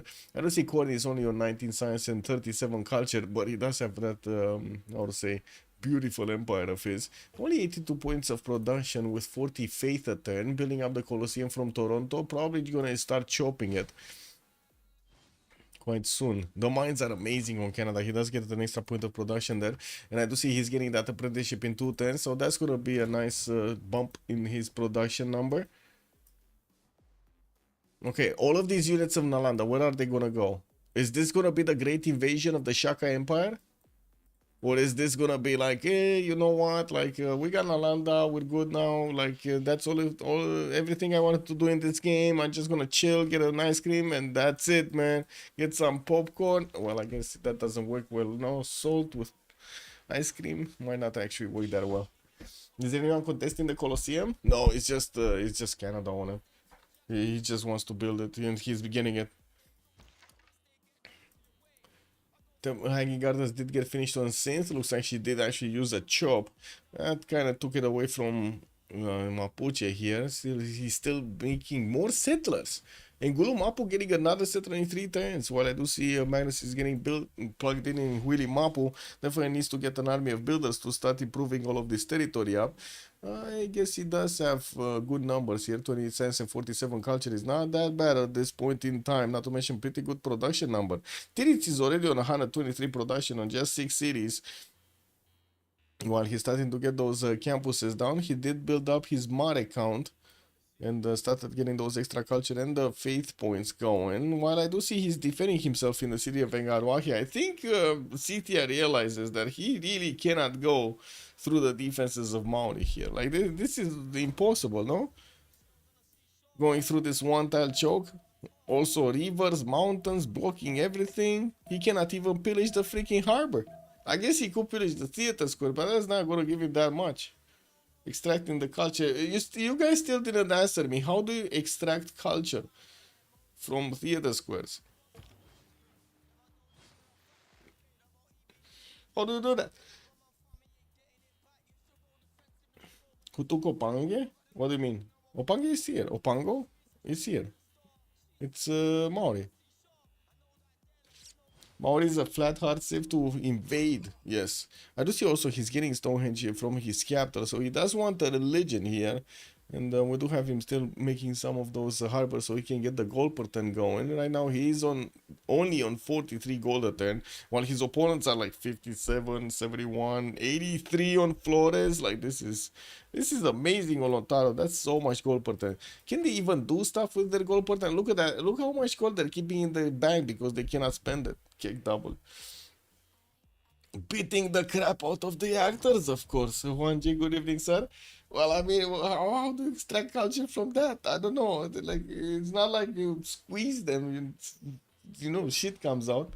He has so few tiles to even pillage, and he keeps all his forest intact, so it's always rough terrain. What do you mean? You rob the culture? Take the art, take the music. What music, man? What are you gonna do? Take the cello from them? Take the guitar. Oh, they don't even have guitars at this point. I don't know what music. Drums, maybe? Weren't they like beating on like wood or stuff?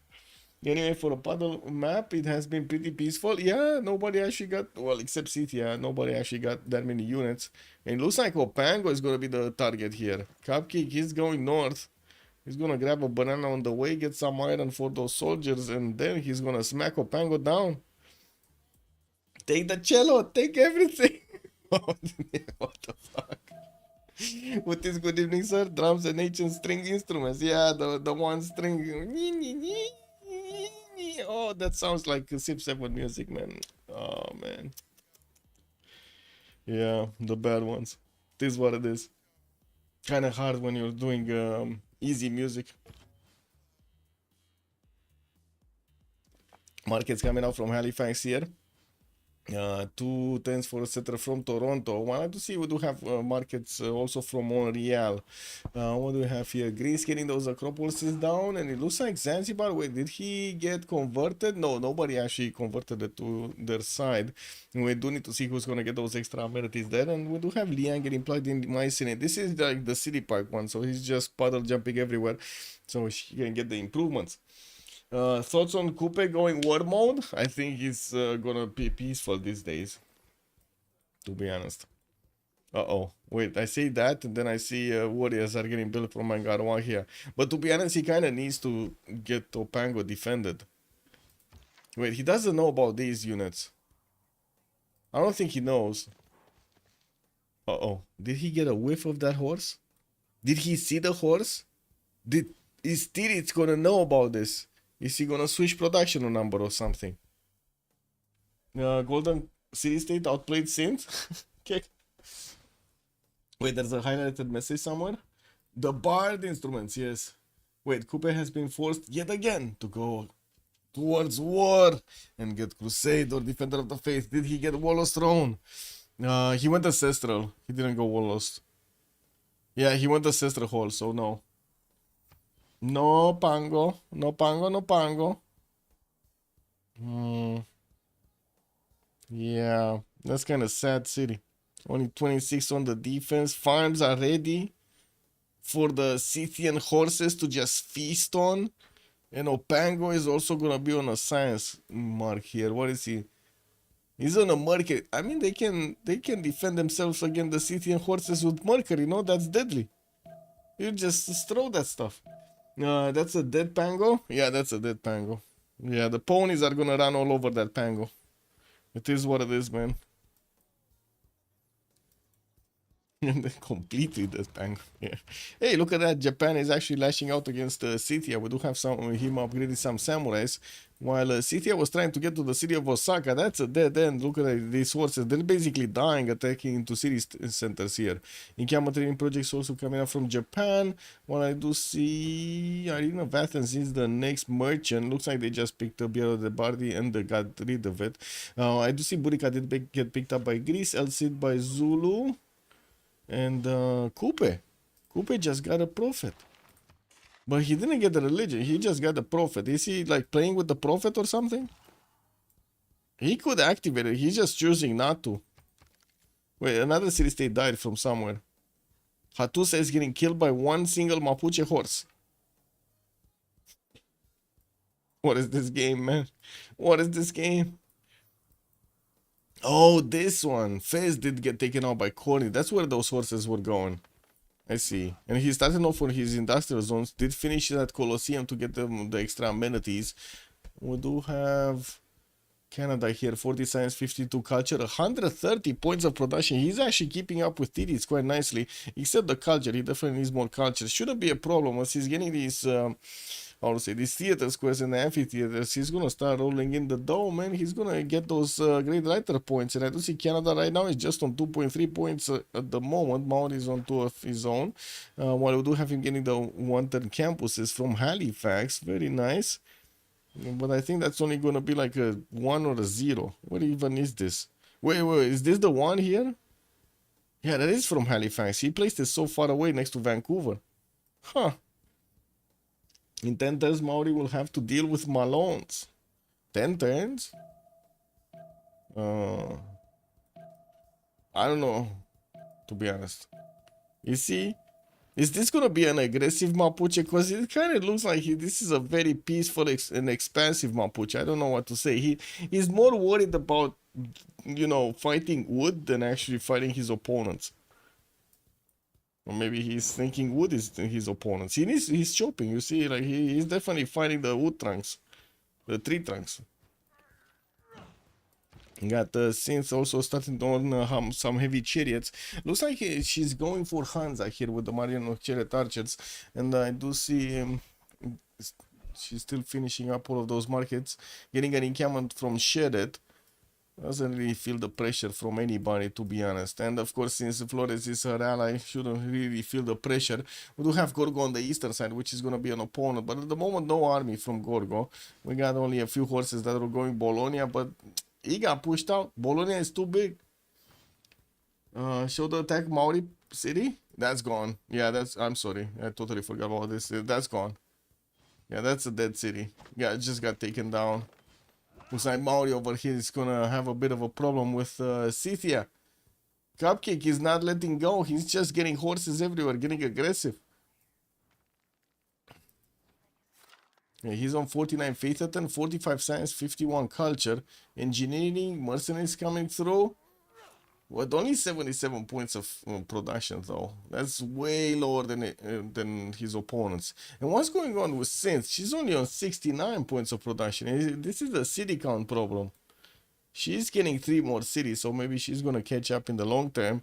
But now, we do have her slacking behind. Did manage to get 67 gold points at turn, though. Sprig is on 49. Did also manage to get over 100 production. And I do have to say, look at the production numbers on FTLV. They really look better across the board here. Show pop on Maori City.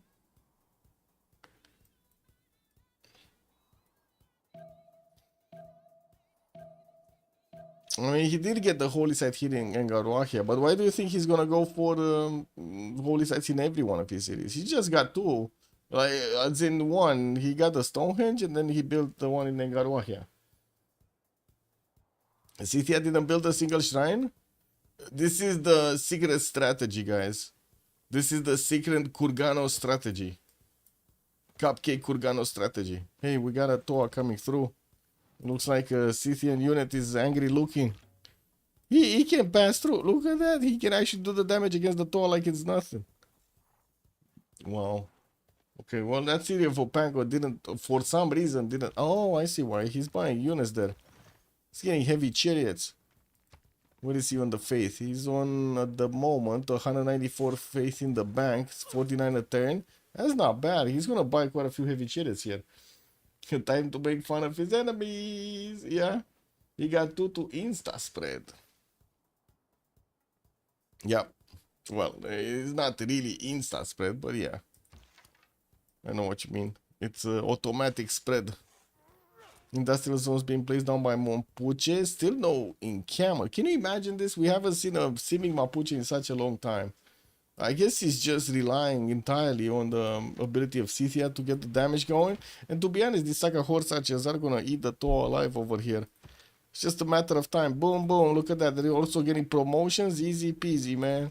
Easy peasy. Horses are gonna follow through. Where is the general going north here? There's a settler here, but I'm pretty sure Scythia is not aware of it. I guess they can win now if they can double them on Maori. Yeah, Maori is very important on their side, but I would say actually so is Zulu. He's not doing anything though. Zulu is just getting production up, industrial zones, getting more settlers in the north, and also trying to place down those districts for gold. Right? He's only on 15 gold a 10, but I do see all of the members of the FDLV did manage to jump up over 100 points of production, with Sprigo and Didits on 130 plus. You know, we do have Corny on 153. I guess, you know, this is the big Canada we were talking about earlier. Getting to finish his theater squares, and also getting a library from Ottawa, Halifax to get the extra science going. I mean, nice. He built like 16 horses and took 1 to pop a B6 city or something. I mean, he did force Japan to also react to this, all of this military, and he's forcing now also Maori to react to all of this. This is a big slowdown. And when knights are gonna come out, even the Stoas are gonna look angry. Tiris is getting his castles out in 4 turns, and he does have a few of these horses deployed to protect one of his settlers here going north. Not really gonna be a good city, unless he places it a little bit northward to get that spices in his border. Zulu is also making units to counter Scythia. Yeah, everybody is making units, man. He's forcing everybody, 3 opponents. He's forcing 3 opponents to get units. I would say this is a winner in my book. And we do have him plugging in, getting out 3 chariots from Opango, which are gonna get upgraded next turn. He does have already mercenaries, and he's going for his divine right. We are getting close to the next congress here, just 4 more turns until we switch the era. And Flores needs 4 more points to get the golden age through. We do have Cupcake securing it. No, she didn't actually secure it. She needs 3 more points. Oh, she's getting a theater square here, but wait, yeah, it isn't enough time, right? It's just 4 turns. Yeah, it's fine. It's fine. I'm getting another one of these commercials from the south. That's a +4, easy peasy points also from the Splendid from that one.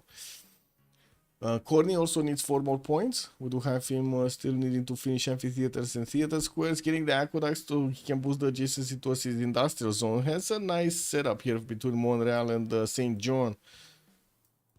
Also did pre-place a one. Oh, that's Great Bath from Halifax. Okay. Pompey still in the... Wait a second. Dark Age, Pompey getting Jebel. I mean... He needs 16 points, boys. 16 points to get the golden age in the next 3 turns, 4 turns.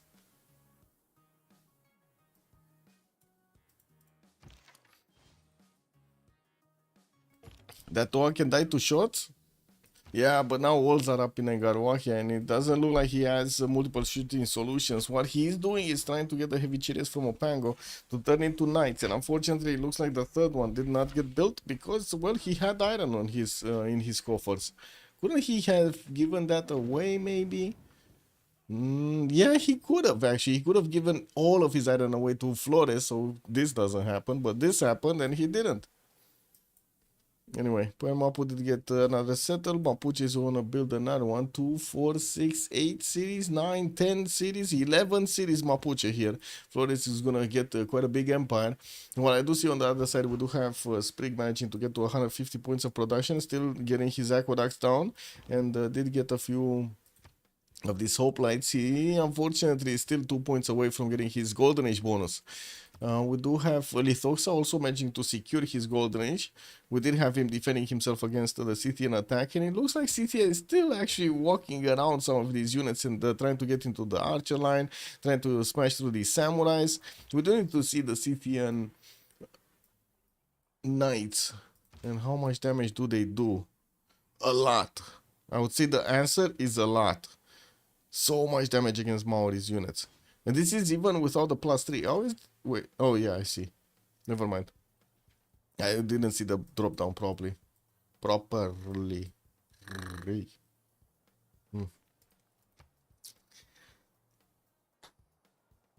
If they were smart, yeah, they would have given. Well, I'm not sure if it's about the smarters or something.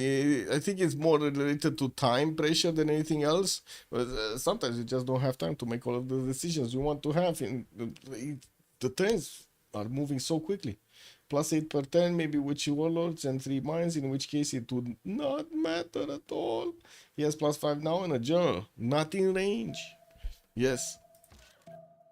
Yes. So this is going to be a 67 attack strength knight when he's going to get into the GCC of that general. Hopefully nobody's actually going to step on it. And I do see Scythia is going to lose the city of Opango before he actually upgraded the heavy chariots. Is he going to get to upgrade heavy chariots, guys? Because now it kind of looks like this is... yeah, this is what it is. The knight is probably going to be the one carrying this, no?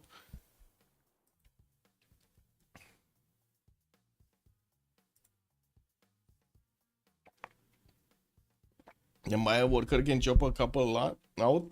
No, it flipped. Yeah, it did flip. Scythia pillaged the Mare and the Theater Square in Engaruahia. And I do see Maori started to get his courses upgraded. Got castles down. I'm curious if, yeah, the knight is still going to go through the courser quite quickly. Now that the general is in range of it also. Since did manage to get quite a few cities out, and I do see she's on 100 points of production finally. Did secure her golden age. Just as Cupcake did. Corny still needs 1 more point. Pompey is only 5 points away. He did manage to get to roll quite a few of them, and I do see he's starting to also build some spearmen core, actually getting those impulse pre-builds. Jebel Bakar did get finished, and he's also going to get an industrial zone here from Guaducuza, which is going to be a nice +4. That's going to give him the splendid bonus and push him towards the golden age. Sprig got it. Lithoxa got it. Tidits got it. Okay. What is Tidits doing? Still needing to get some more traders to connect. It looks like next to him, yeah, he did lose the city of Opango, and now the Scythian units are going to need to retake it. A bit unfortunate that Scythia didn't actually send some of his, you know, governors there. A quick victor would have fixed that for a few more turns. Coupe, nice chokes though. Yeah, Coupe has some really nice chokes. Like, look at that. City actually needs to walk around like half of his empire to actually get some damage through. Well, mostly because he doesn't know what the defenses are in Otatarapaya, but with the chokes, it wouldn't have mattered anyway. And the banana is keeping any kind of attack on Engaruahia. Yeah, we'll see when what will happen next. In the next era, Sprig did manage to jump up to 122 culture turn, while Corey is on 72 science. We do have him also with 87 culture. Now, I do have to say also, it looks like he's not that far away from Scythia. The production is looking a little bit better, but that's about it. We do have Japan connecting everything to the city of Tokyo. While I do see he didn't yet place a city on the coast here to connect with Greece, neither did Zulu yet. He does have a settler moving, and I would imagine he's going to get this one on the coast. Unfortunately, very bad land to actually go through. We do have already Governor Liang established in the capital to give him all of the production and food points on those resources, and he does have a 47.5 point of production capital. We do have him also on 141 points of production. Very good overall. 3 versus 1 against Scythia. They might need to start planning an escape. Wait, for whom? For Scythia? I mean, Scythia kind of looks good in this location, no? He's just getting as many units as possible. Did get some pre-builds next to Generals and Shertom Link, and under 4 heavy chariots that could turn into knights. And I do want to see, I gotta say, I kind of want to see the damage counter even against samurais. It's 60 against 68, but that was, wait a second, this one had 67 with the general next to it. This one doesn't have a general. So he's kind of tied with the samurais in the best terrain they could have gone through. That's very nice. At the moment, trolling 2 of them, yeah, that's how you do it, man. You pick Scythia and just build units. Interagency coming up in 5 from Pokrovka, which is gonna give him a free spy. I do see Courtney is also getting his bronze working end. Mercenary is coming up next. Oracle getting built in Halifax, and he's getting a few more workshops going. Started making points, just as Japan for the industrial zones, and Greece actually for Isodor of Miletus. We do need to see when he's gonna actually, pick it up. I do see Tokugawa. It was the one that recruited Hypatia, Russia to Darmalon, Greece, and we did have Zankian getting picked up by Egypt. So Egypt got both. He got both extra trade routes. Okay, and then Greece did manage to get 2 of these writers immediately, one after the other. Theater Square Festival projects coming up from Corny, so he gets some, and I do see some heavy chariots are also coming up from Morial. At the moment, doesn't really look like he's worried about anything. It will take a long time until any one of his opponents are gonna get through towards him. It doesn't look like even they're thinking about it. Like Pompey, for example, is not actually giving any sign that he's gonna start building up an army anytime soon. Even though we do have City on the east doing bad stuff. Is he escaping to Mapuche? Looks like should yes. Are there any Mapuche units coming to Coupe from the no?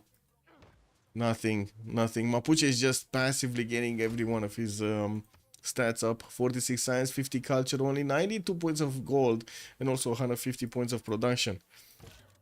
Okay, so that city did get taken down, but not before one of the knights did get improved. And it does seem like he could try to wrap around here through the north of Kayapoi to try to attack into that city center. There aren't that many units defending, but there is a courser in the choke point between the mountain and the lake.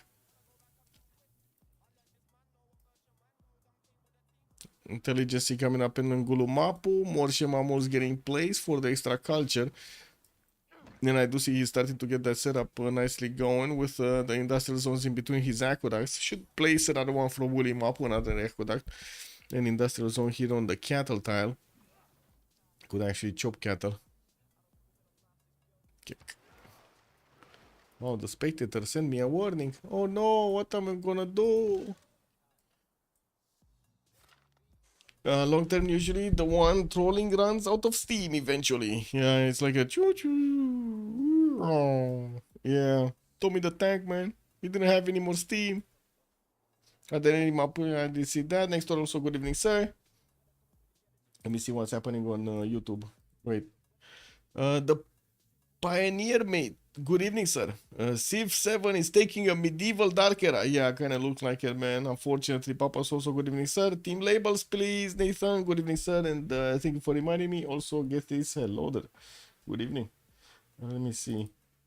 So we got COC left side. I hope I'm actually writing this proper. Yeah.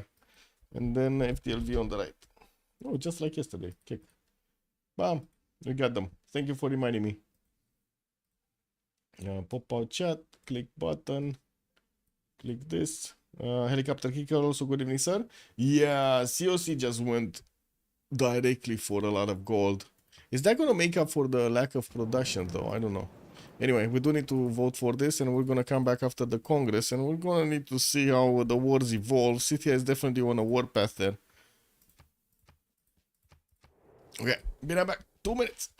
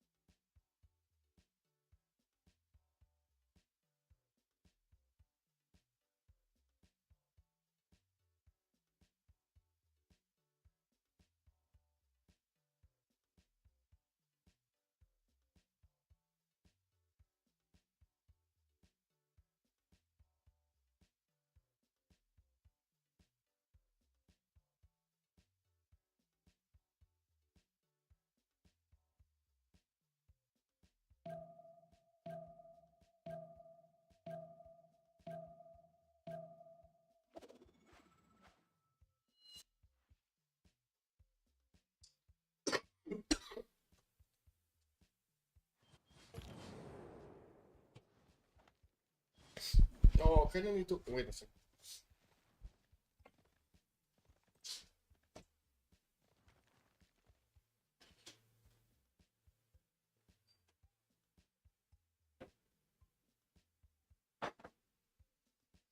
Wanted to start up on coffee. It's going, it's going. It's started up. That's a close game, HCW. Good evening, sir, and welcome. Okay, what do we have? CTI is trying to do some damage to Zulu here, and I do see he's putting pressure on Japan with just a few units. Got them back from Osaka, got beaten back actually. While it doesn't look like he's pushing into Maori here in the city of Kayapoi. We do have Monarchy getting another wild policy slot from the resolution of the World Congress. Knowing common buildings, that's going to slow down quite a bit Zulu. And I do see also Wilfred Laurier will get his 2 deplo points. Did we have already the barracks getting built? Not in all cities actually. 1, 2, 3. I guess he did build quite a few of them, so you know, it's fine. He's not gonna get the armories though. Let's see. Flores, free inquiry golden age, 98 science, 54 culture. We do have him with such a big empire. 2, 4, 6, 8, 10 cities. Amazing. Intelligence coming out from Engulu Mapu and placing quite a few Shemamos to get those extra culture points. I do see he still has Magnus plugged in Willy Mapu, and we're gonna need to see what is he gonna chop here. Was this industrial zone from Willy Mapu? Yeah, it was. So Willy Mapu does need to actually grow a tile here. I mean, to be honest, he could just chop the cattle tile for that extra food. Cupcake is 60 science and 40 culture. On drums of war, golden age on Tomeris. We just have him on 5 cities, and he's using his faith portal to buy as many units as possible. And got quite a few sakas, and I do see now he's switching to crossbows and knights. Has a lot of pre-builds. Actually, wait a second. These pre-builds could go through Japan's defenses quite quickly and hit him where it hurts. Right smack in the middle. Oh, man. That's gonna look like shriveled and to the right over here. That's gonna be nice. Not cool. Not cool. Since 73 science, 82 culture, Pembrasian voice, 2, 4, 6, 8, 9 cities. Foreign ministry coming out from Rakedet, and I do see Pingala from Thieves, while we do have Akura scanning through. There are quite a few commercials getting built here in her empire, and it kind of looks like she is gonna fully focus on making gold here. 147 points of gold per turn with 128 points of production at the moment. And we do have Corny also 80 points of science with 136 culture. And I do see he's starting to get a few knights out. First of all, he increases his garrison defense strength and maybe gets a few units to push back any kind of invader. We did have him also jumping over 200 points of production. He's the first one there with also 56 faith points. Switch from that monumentality into a Pembrasian voice. Pompey, 65 science and 78 culture on a Pembrasian voice. That's, I gotta say, that's very far away from Corny. And we do have him on just 157 points of production. Wait a second. What is Cithia doing? He's moving all of these units, including the heavy chariot that he never upgraded, towards Zulu? Oh my god. Dun dun dun dun dun dun dun. Well, Cithia is just going everywhere, man. I love it. I love it. He's just going everywhere. Sprig, also 80 science, 120 culture, 183 points of production, 2, 4, 6, 8 cities, starting to get his amphitheaters into his acropolises down. And I do see he did pre-build a few heavy chariots, but it doesn't look like he's attacking anybody. Has Egypt next to him that he did actually recruit the units of Bologna, levied them. There's also an Egyptian swordsman. Oh, this is an ancient Egyptian swordman. Just training the other ones, the levies. Still no massive wonder from him, getting his intelligence in Sparta in 3 turns. He did manage to get to 77 gold a turn, so at least they do have gold to upgrade stuff, while he's building up a big farm range here. Unfortunately, he has a single tile in the middle of a rainforest. What is this? Man, this is well, what is this? Is this gonna be like a park or something in the middle, or is that gonna be another farm? It probably will be another farm, though. And these are going to be mines, right? When he's going to discover uranium, aluminium, and niter, he definitely needs to get these into mines. Anyway, Lithoxa on Tokugawa, Free Inquiry Golden Age. We did have him. Where is Big Tokugawa? Oh, here. We do have him getting pushed by Scythia. And the question is, will he withstand this attack? Because it kind of looks like he's getting his theater squares down. Lol. KW, man. He's not building units, guys. Is this Litoksa not actually reading the map properly? Oh wait, he did manage to get a knight here, so at least he did get another unit to build a wall. And we do have Cupcake missing a general. Where is his general from this side? Oh, it's here. That's not gonna work out well. These guys are not gonna do anything to the samurais. They could catch these units, but that's about it. Anyway. Tirit 63 Science and 93 Culture, Pembrush and Voice Golden Age 1 Maori. Unfortunately, he lost one of his cities, Opango, and I do see he only settled 2, 4, 6, 7 at the moment. Getting an camo from Otatarapa and getting another theater square from his capital so he can get that Maref through. While he did get a spy, we're going to need to see where is he going to place it. We're also coming very close to Newton and Ibn Khaldun here. The scientists are starting to get recruited, and it does look like Hildegard of Bingen is going to be the next one. Isodori is probably going to be recruited by Japan. He's starting to make projects for it, and we're going to need to see what is he going to build with it. And now I do see Litoksa did manage to build a line of units. Corsas did get upgraded, and Cupcake is just too late on this. Oh, come on, Cupcake. Wait a second. He can do the damage against these Corsas, but he would have needed the general. What is his general? He doesn't have his general. Is there another general coming? No. Oh my god. He needs at least a project here. And he's not getting one. He's getting more knights. What is this? Oh, what?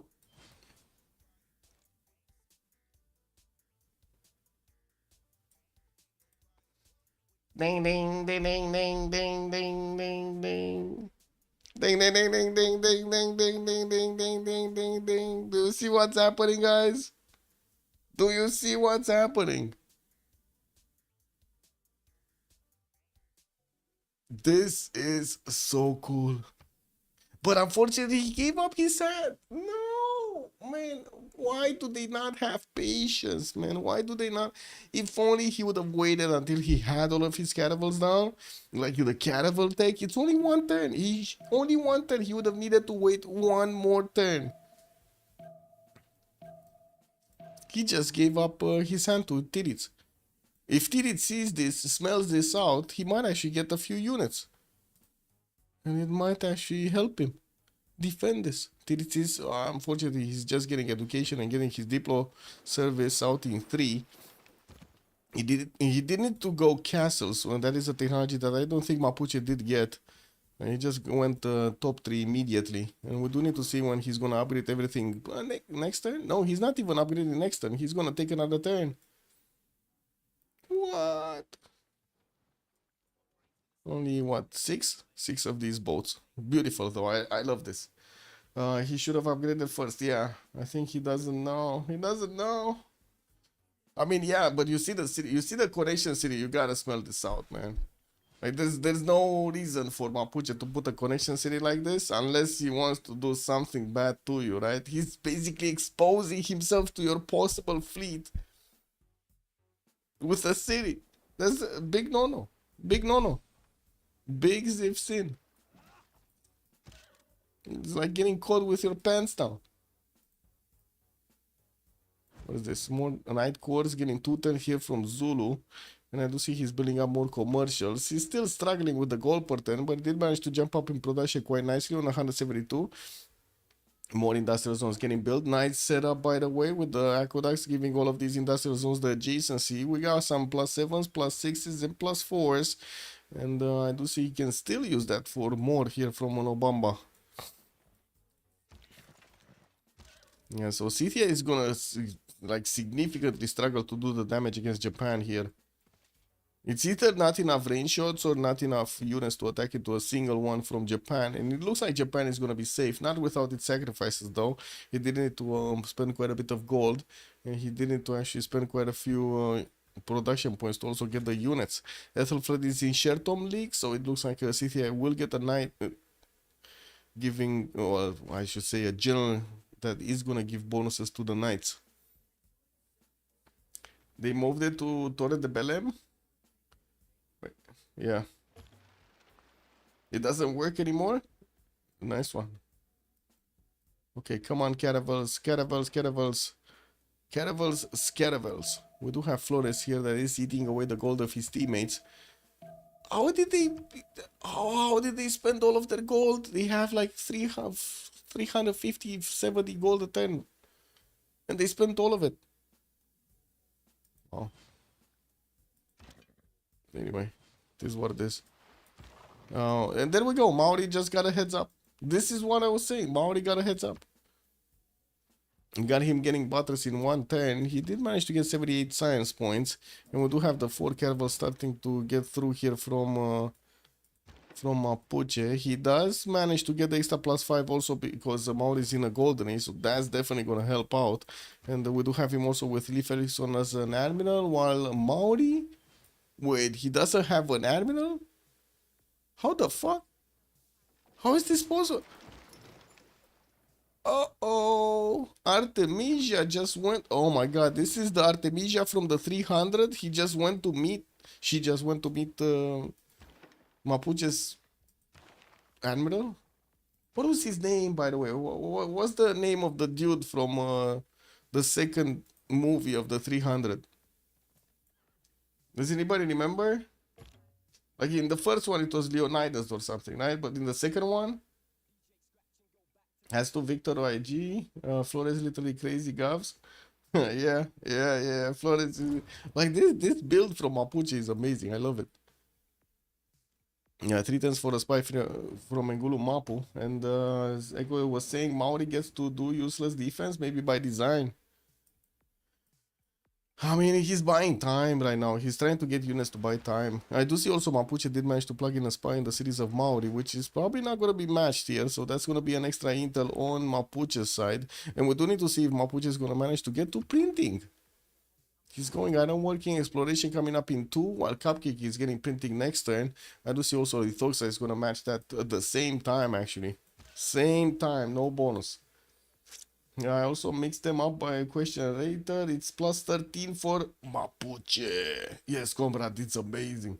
That's some big muscles right there, no? So was Reina worth it or no? Some good Chemamol. He got defender on Coupe. Wait a second. Yeah, he got defender. Jesuit education with defender.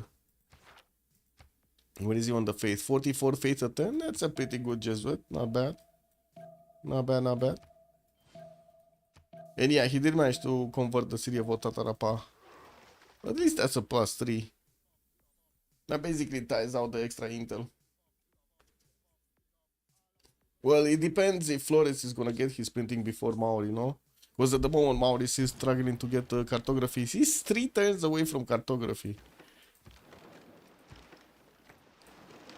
Okay, that's 1 unit down.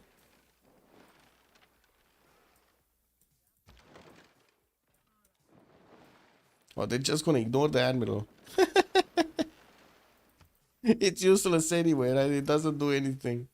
Just a single promotion over there. This is what it is.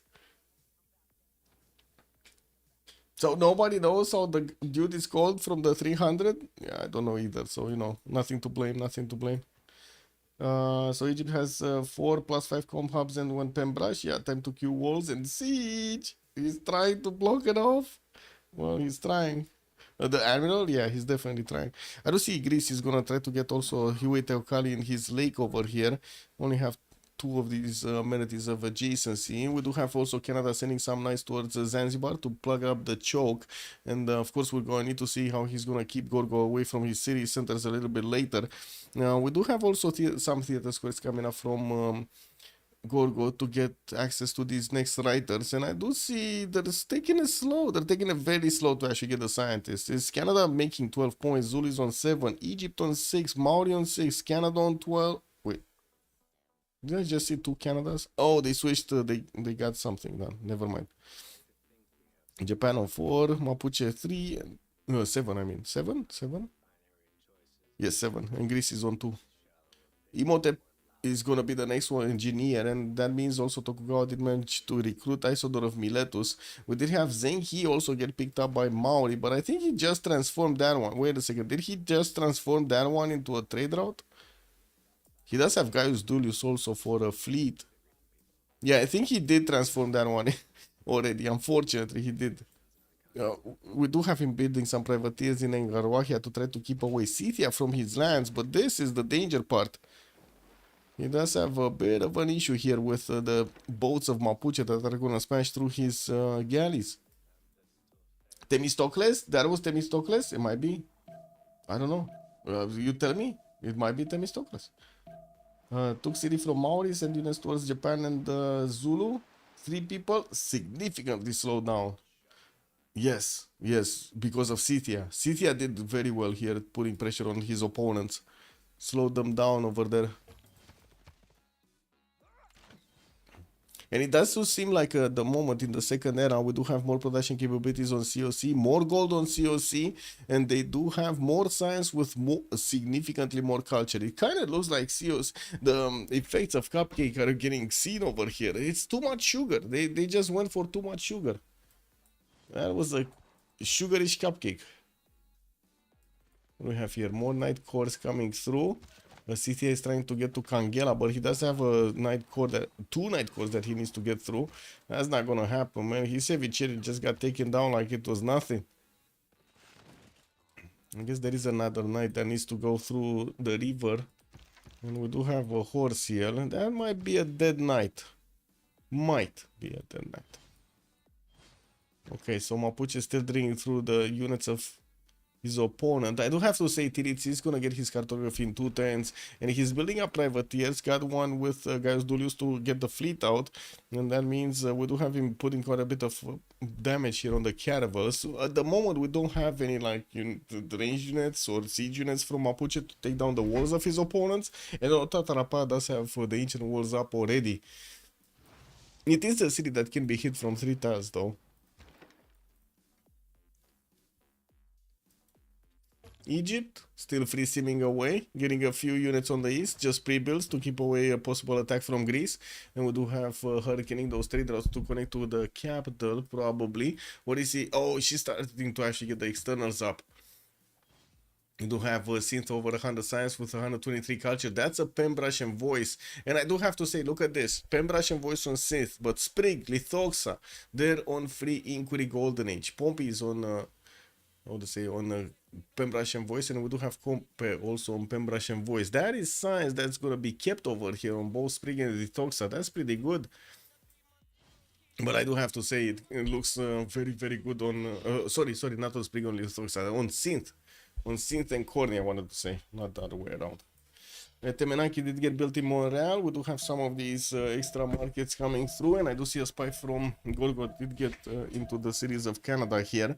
Maybe he's gonna want to put a bit of pressure. Did manage to, oh, Japan's Empire actually did get his Amani inside of Zanzibar to get those extra amenities through.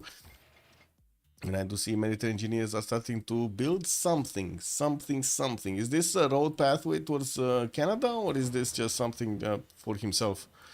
Infrastructure for himself. I don't know yet. I guess we're gonna see in a few turns. Okay, what's going on here? This caravel needed to move away. There is a privateer that is getting back in the city of Kapiti. Oh, wait, the fleet moved in Otatarapa? Or were there 2 fleets? I'm pretty sure there weren't 2 fleets. Anyway. How did that guy move through the caravels into the city of Otatarapa without getting stopped or asked anything? Man, that's like the Millennium Falcon. He just went past the Empire, did not stop for even a hot dog. Or fish and chips. I guess depends on where you are from, man. I don't know. I guess take your pick. Took city from, yes. Pogi wogi. Kebab. Yeah, kebab, very good. Kebab, very good. Not all kebabs, I gotta say, not all kebabs. Some kebabs are better than other kebabs. It kind of depends on the cook. You know, you have good cook, good kebab. You have bad cook, bad kebab. It just is what it is. Oh my god, do you guys have springtime? I don't think you have springtime, right? Springtime France or something. Like that's the best kebab I've ever eaten, by the way. No, fast food. No, not fast food, man. Fast food. No, you don't have it. Wait, what is this? Spring Motoban. What is this? Oh, you might have it actually. Mm, but it's called Little Spring Cake. And it doesn't have the same thing we do. Uh, anyway, this is what it is. Mr. Toes, good evening, sir, and welcome. It looks like Freritos got unlucky with CS skills again. Iulia Marius, bună seara, domnule, și bine ai venit. Ah, you like the kebab also? Yeah? Is it a crime to put ketchup in kebabs and shawarma? I mean, it kind of depends on the ketchup, no? You break the pasta and put the ketchup on it. Mm-hmm. Get all of the sauces, man. All of the sauces inside. Spicy. No, you don't like the springtime one? Oh my god. Okay, sure. Tell me, you like Dristor? But I like Dristor also. They were kind of nuts. I did once. I was very drunk. Oh my god. It was like 5 a.m. My ears were ringing. I was just getting out of a club with a few friends. We were like wasted. We were like talking loud because we couldn't hear ourselves anymore. Ears ringing, club loud music, KW, and we started making fun of a lot of stuff, including the teller, which unfortunately kind of ticked off the, how to say, the bodyguard. He was like what roughly on us. Imagine like we were like kamikaze anywhere at 5 a.m. We didn't care about anything. Oh man, that was quite a scene over there in Old Center. This is what it is, man. Hey, look at that. CTA is actually trying to push through. He's getting a little bit of a squeeze over here on Japan. We do have the crossbow starting to do the damage, and it looks like he could actually take out the Japanese crossbow from the middle. A bit of pressure. I don't know why he's putting pressure on Osaka, though. I think he should have focused everything he would have had over here in the middle, so he could actually breach through and keep following up, keep trading units. Yeah, Cupcake is indeed proving all the haters. Oh, man, this holy side build, bro. Amazing, no? Amazing. He got the shrines, he got the temples. He's getting that faith through. He's on 81 right now, 81 faith. But unfortunately, he only has like 76 science and 45 culture. But his sacrifice will be remembered. I bet you this. His sacrifice is gonna be remembered. He sent the horses north and west and took a siesta and then raised the city and put the pressure on Japan and then got back and then did this. And yeah, he was everywhere. Cupcake was just everywhere. I'm telling you, this is like sugar rush in the game. He's surely gonna die though. Maybe he can get a safety settle back to Mapuche here. I don't know if Mapuche could actually breach Maori's defenses. I see him trying on Kapiti, but that city is gonna get ancient walls and that attack is gonna be over. And it's gonna take time until he's gonna get more privateers. Well, one more privateer. Because Willy Map was building one in 3 turns, trying to get a chop also on it. Has 2, I guess. He could get 2 chops on this. And that city is 28 points of production only. We do have now caravels from Maori. They don't really have the damage that Mapuche has, especially now that these caravels of Mapuche did actually get the first promotion and got that emblem, the extra +5. He does have also the armor. Oh, finally Maori did actually recruit Himerios for himself. Nice. Okay, what is Corny doing? Corny doing corny stuff. We got amphitheaters coming through, more theater squares and some campuses from St. John. Magnus in Sherbrooke, so he can keep on chopping. While I do see he did finish Great Bath at Temenaki Colosseum, Temple of Artemis, started to get the ice hockey rings, is on 159 science and 204 culture with 290 points of production. That's the most production in the game by far, also 67 points of faith. It kind of looks like nobody can actually do stuff to him. We do need to see if Pompey is going to manage to get more science up. He's getting pressured a little bit. He's being forced to get a little bit of an army to defend himself against the southeast Scythian army and the north Scythian army. City also putting pressure on Japan, is forcing Japan to slow down. Lithoxa is on 150 science, 65 culture, 200 points of production here, but he's needing to put these production numbers into the knights that he's getting to build against City. Also, Mapuche needs to go say hi. Corny got industrialization. I see those 1-5 mines. Did he? Wait. He already has like this. He already has the extra, no? I don't think he got industrialization. He didn't get. He's square rigging in 3 turns. It's just the extra production that you get from Canada. You got oppressed? Uh-oh. Jude Australia 232 science turn 55 on Pembrush. Oh no. Yeah. Oh my God. It happened to me in one of the how to say play by cloud games. Was with Cisco and I spawned with what was it, Nadersha, I think, or Cyrus next to Australia. Man, that Australia had like 80 signs when I had like 20, bro. That was just insane. He had such a god spawn over there with all of the campuses, like insane production from everything. He just couldn't stop it. It's just Australia doing Australia things. Yeah, well, Mace Toilet is not playing more Australia. Yeah, the extra production on Canada.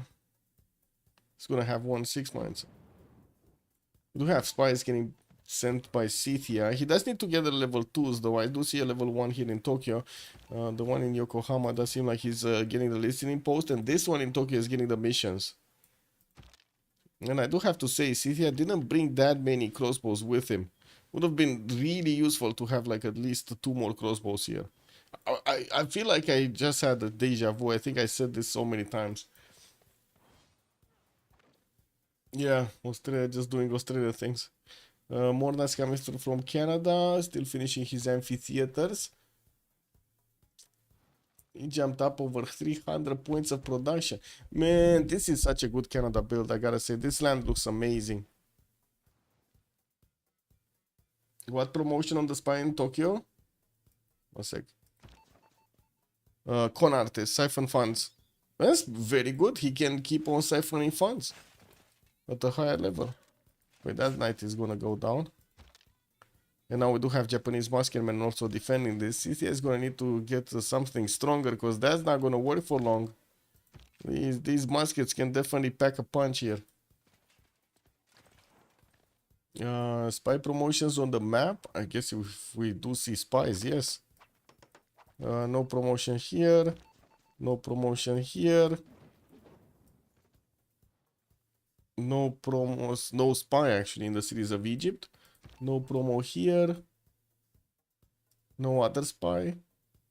Ooh, wait, Canada recruited something. Maybe to shatter the next scientist. Oh, still no Newton or Rip Caldon. Marco Polo did get recruited by Canada for an extra trader of capacity, and that's probably gonna go towards Cynthia anyway. Okay, what's that? So first privateers coming through. Pre-built quadrims are also coming through from Willy Mapu for the frigates. Very nice. So Mapuche is gonna follow up his attack against Maori with frigates. Okay. Nice. Did we see more spies? I didn't see more spies.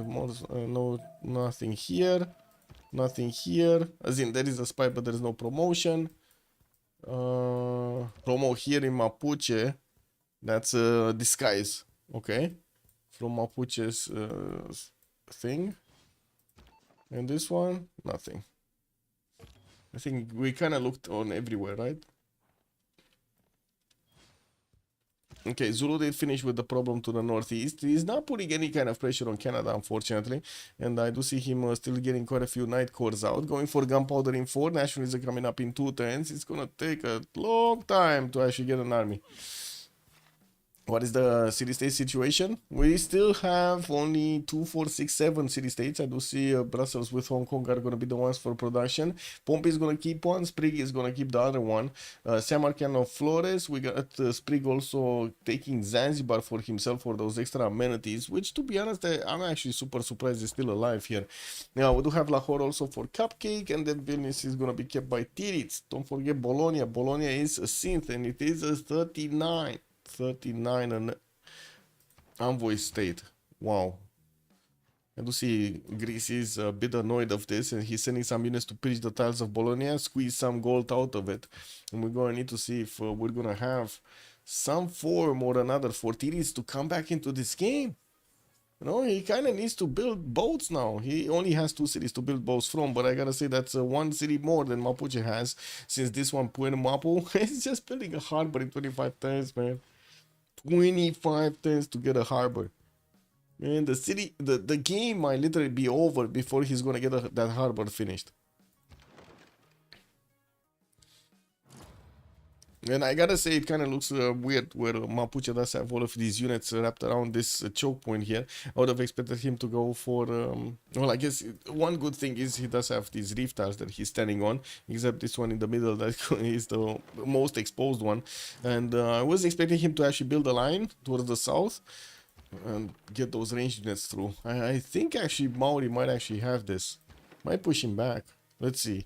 There still is extra damage, actually, significant extra damage on Mapuche, so there is a chance. There is definitely a chance.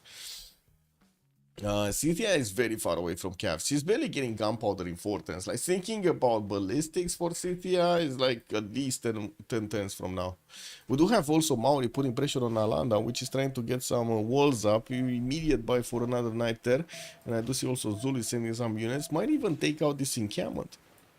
And yeah, there we go. We got some units getting traded away here. It looks like Flores is having a bit of an issue with the counterattack from Maori. Yeah, these units in a very awkward position. And now these privateers managing to do some damage. But look at that. 2 caravels did die for 1. Can Mapuche get another one? He should be able... Wait, is this zone controlled? This cannot move? Let's wait a bit. No, it's not. Okay, it can move. Or it cannot. This is so weird. Okay, Flores got the first frigate. We do have one moving towards Puen Mapu. He's gonna need a bit more niter probably to get the second one improved. And from what I do see, CTI is still keeping up the pressure on Japan here. Still didn't manage to get a level 2 spy in Tokyo, but he did start off on the Siphon Fund mission. So first of all, he's gonna rip quite a bit of gold away from Lithoxa's hands, and second of all, might actually get a spy to level 2, giving him the extra intel on his opponents. Every little bit of help is gonna be welcome here. If tiles give them any bonus, yes, on the defense you get basically the best terrain, like an extra +3. You can see it here actually. +3 ideal terrain. That's what you get. It still works a little bit. Like, especially these close battles, every point counts. Every point counts.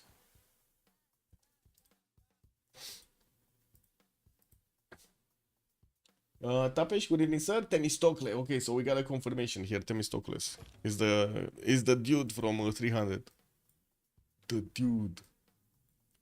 Forbidden City started off on Canada, did finish that Oracle and built a few theater squares around it. We do have Canada still 200 science, 250 culture, 350 points of production, and started getting some tourism. He's on 92 a turn here. And looking at the culture screen, we do have Courtney already 7 out of 50 for the culture victory.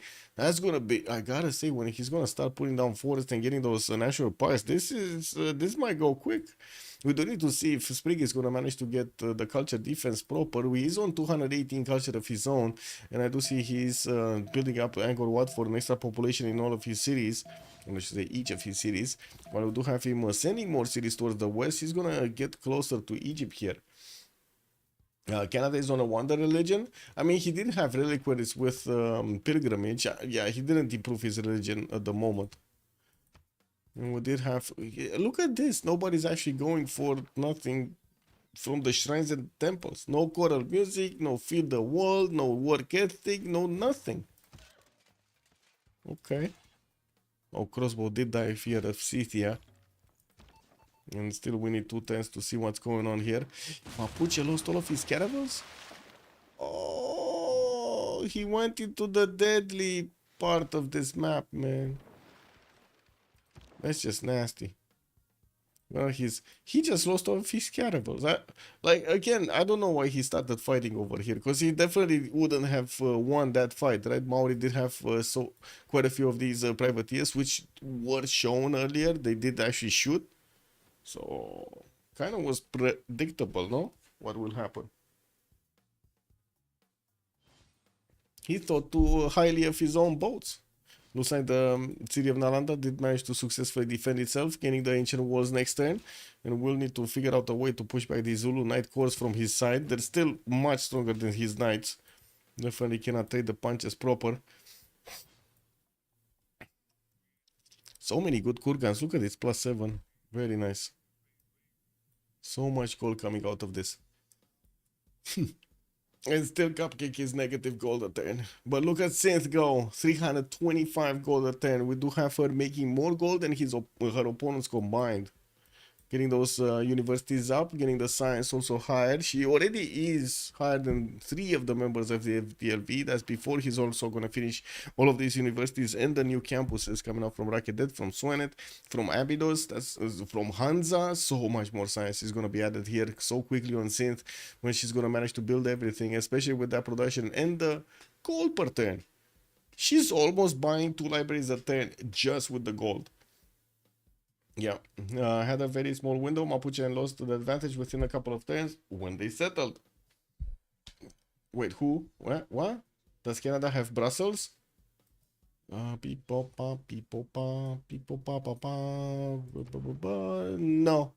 no.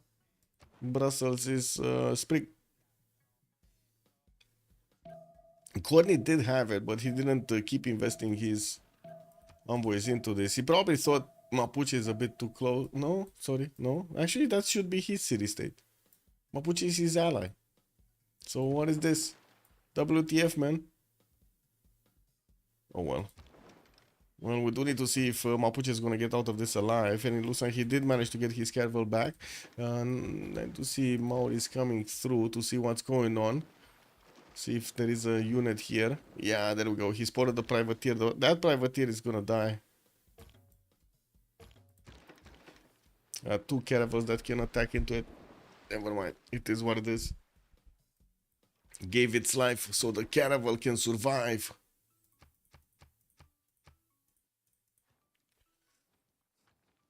Nobody got Crusade. And Defender of the Faith is on Coupe. He got a +3.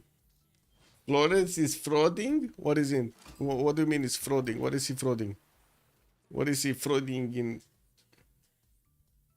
What's that?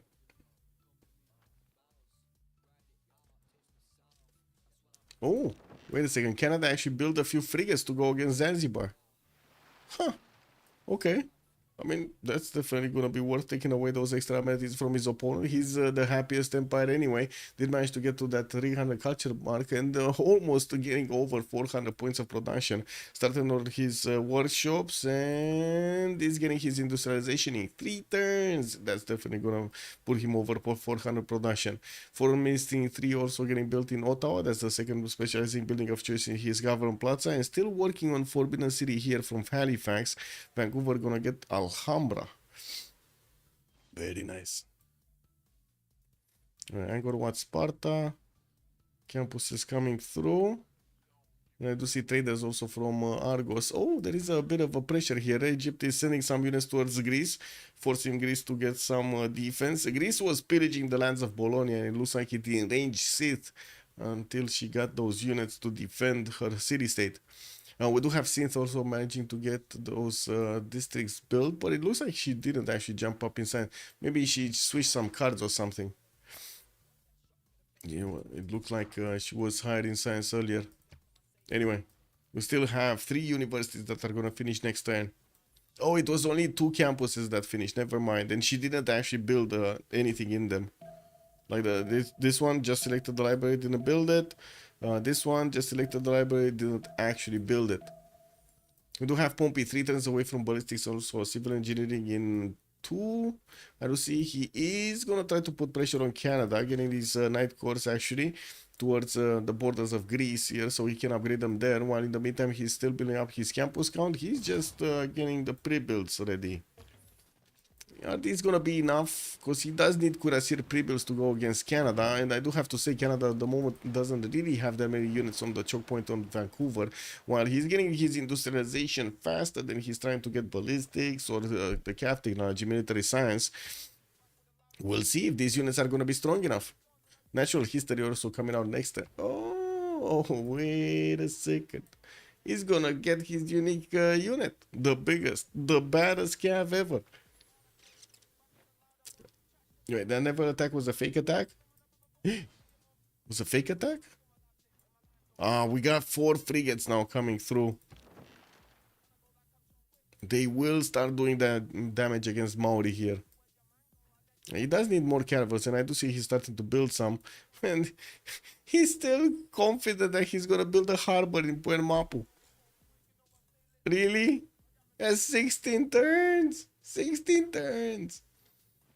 Trick Cooper to build useless navy? Oh, that's the trick. That's the fake. Yeah, I guess so. Colossus getting up in 3 turns here from the capital city of Maori. Wasn't this getting built earlier? How did this not get built? Oh well, I guess he moved away to get something else. And those Canadian frigates may be more important for the defense against Zulu. Yeah, they might become very important here in the choke point. Zanzibar looks like he's going to be taken out quite quickly. We do have the walls almost down. Next turn, we're probably going to have Zanzibar dropping to at least half HP. And the knight will need to follow up the attack. Don't really think he's actually going to go next turn. Probably in a turn after.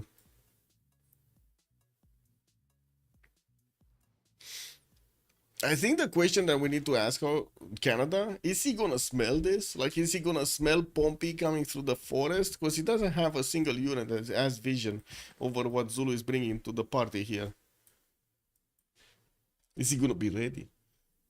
Can level up against Zanzibar? Yes, I mean, it will grow and get more production to finish the harbor with the builder. Making the mines. I mean, yeah, it's still 16 turns, bro. I was thinking maybe some quadrims would have been nice here. You have this one doesn't have movement. This one doesn't have move. Oh, promo. He didn't get Victor with the extra promo on it. That's immediately these frigates already get extra damage against their opponents.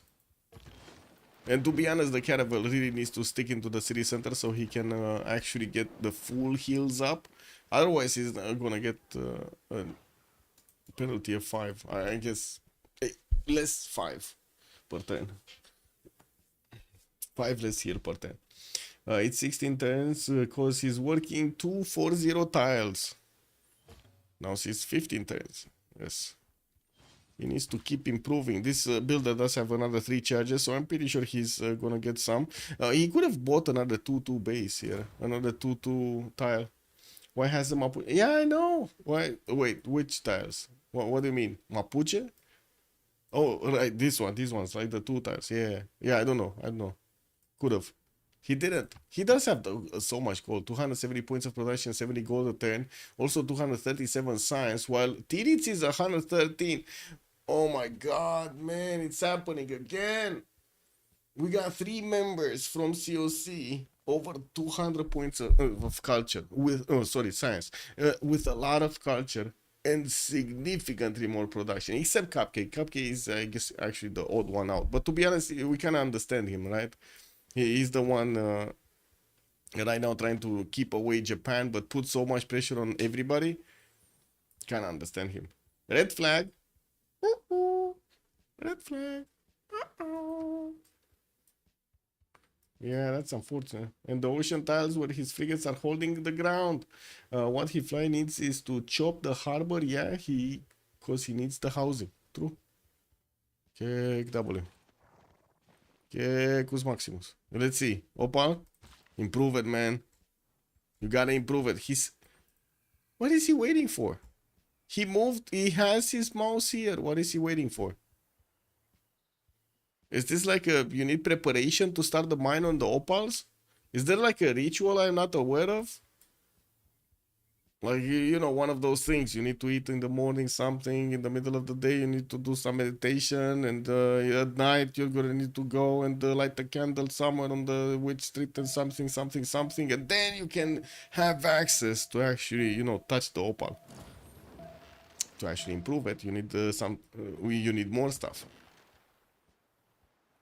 Zanzibar did get taken down. That was Canada giving.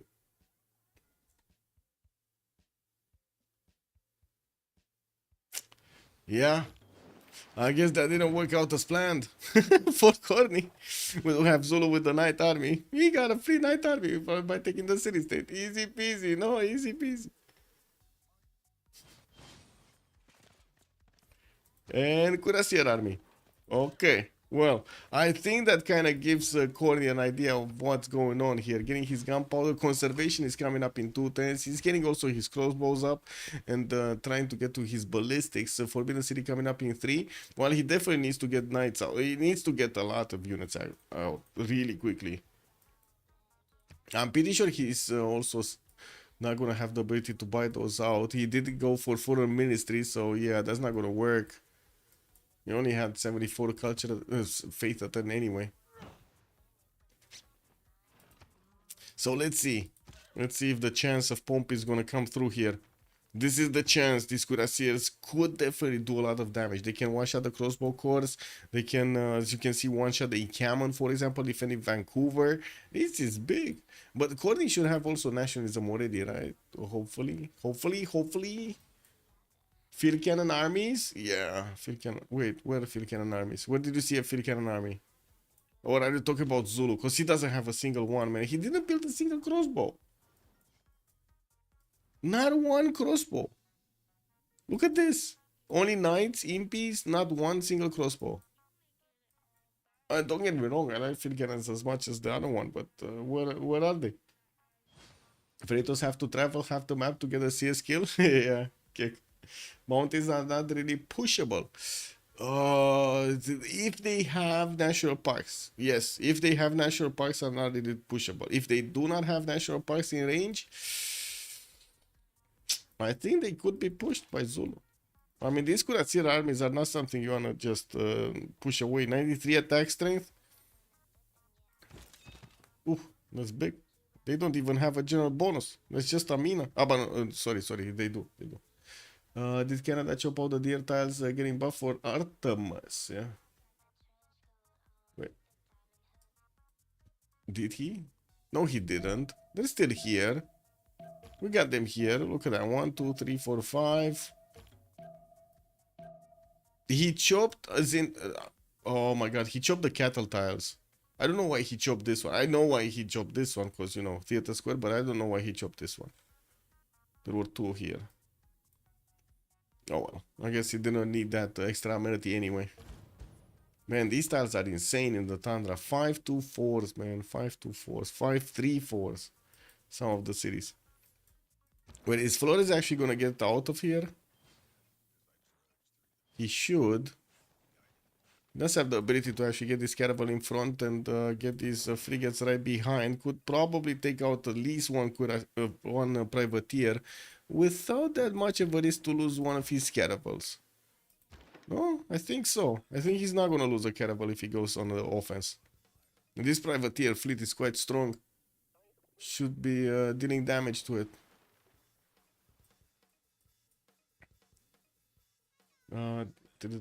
Flores should have went refining for battleships and not ironclads. Okay. Yeah. Well, we'll see. He does have more of these caravels coming through. 1, 2 already built. Third one coming out. And finally, it's just 4 turns to get the harbor from Puerto. But man, that's still a lot of turns. This city has been built like at least 10 turns ago. Or even 20? Didn't this start up right after the switch of the Congress? This is like 15 turns. Battleships better? Yeah. Kinda on the fence on that one. I think ironclads are a bit superior to the battleships. Aren't they like that for like, I don't know, 2 years now, 3 years now? Since there was an update? Is this?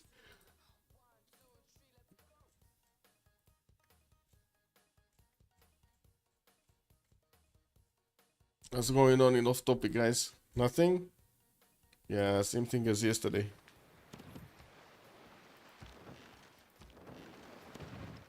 Okay, so one privateer did die over here. And it looks like we do have a frigate fleet being created by Mapuche. Well, I do see him going for that steam power. I don't think he has enough caravels. Just two, probably not going to help. We do have Maori also getting quite a few frigates of his own, still building up caravels, still using just two cities to actually get this done. Cannot actually use the capital city for this production. Cannot connect. He cannot connect to the southern cities, unfortunately. Has hills, and this is just not going to work the right style. Unless they're going to carry the ships. That's always a possibility. Oh, that's a lot of Cuirassier armies coming out from Zulu. I think his whole thing right now is actually to go against Canada. Can Canada hold? That's the question. We got some piemen coming through. These Night Corps are taking so much damage from the Cuirassier army. Canada getting crossbows, also managing to one-turn all of these tanks, getting military casting next turn. That means he's gonna get really quickly his ballistics. Probably in 2 turns, while we do have him still working on universities. I'm actually surprised he's not getting units out. Now, we do have him finishing up also conservation. Where are the mountains? Getting also piking shots. Oh, James of St. George. Wait, Newton, Ibn Khaldun, hello. Egypt did manage to get Newton, Ibn Khaldun. Oh my god. Canada, Ibn Khaldun with +6 amenities everywhere? Oh. Okay, he doesn't have +6. How the fuck? He doesn't have +6 amenities anymore. With Colosseum and with Temple of Artemis, a big one with +17 Temple of Artemis. He still doesn't have +6 everywhere. Hello, little one. The little one is just starting to smell stuff around me. What are you doing? Hey. Surprised Canada didn't go GMC? Yeah, he probably thought he doesn't have that much faith. Like, oh, it's only 74 faith of 10, so yeah, not that big. We'll have a pause here in just a minute.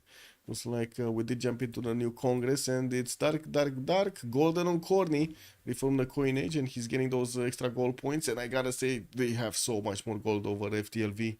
20, 113, 11, and 71 here on FTLV. On the other side, COC 116, minus 24 short on Cupcake, but then 327 and 270 on corny.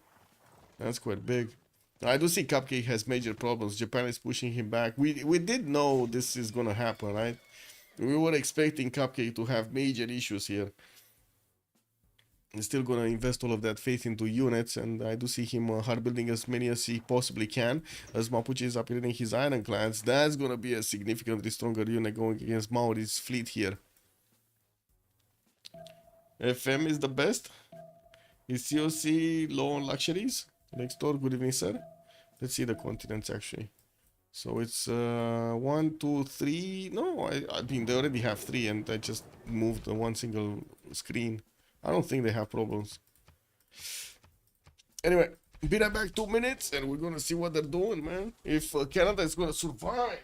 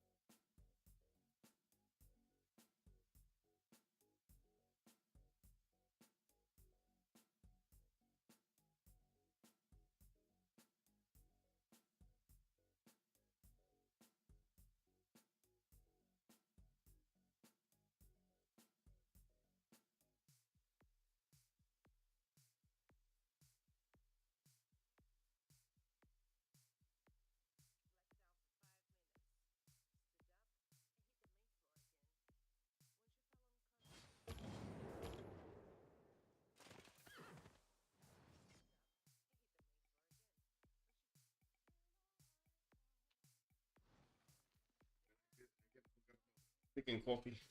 Okay, don't need to start off on the heating though. Started to get cold.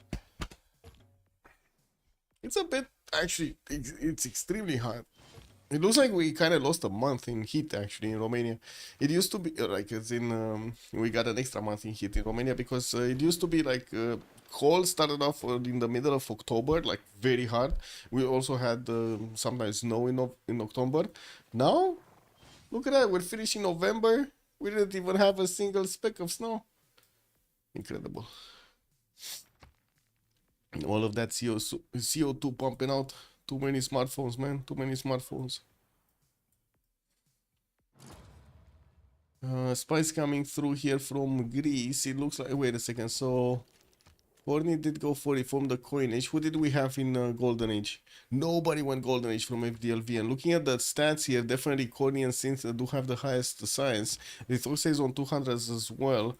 And I do see Mauri did retreat his boat, so Mapuche is free to actually roam here, to come closer to him. Mauri is starting to core up his units, and it looks like the Caravel cores, or the fleets, do manage to keep this away, keep the ironclads away. He did manage to get Ferdinand, Magellan. He's getting a +3 over there. Very nice. Is Germany cold? Yeah. You can't walk around with a beer without your hand getting cold anymore. Oh man, I remember that happened to me in Paris last time we went, like in this year in February. Oh my god, it was so cold, bro. The end of the evening. I mean, we didn't feel the cold anymore because I think like half of us did get a cold, like actually got sick of cold because we were going outside to talk and everything, and oh my god, man, so cold, so cold. It is what it is, man. I know what the problem is. We didn't have any vodka. That's the problem. Okay, so Maori is still getting his fleets up to defend. We do have Japan putting a lot of pressure on Scythia.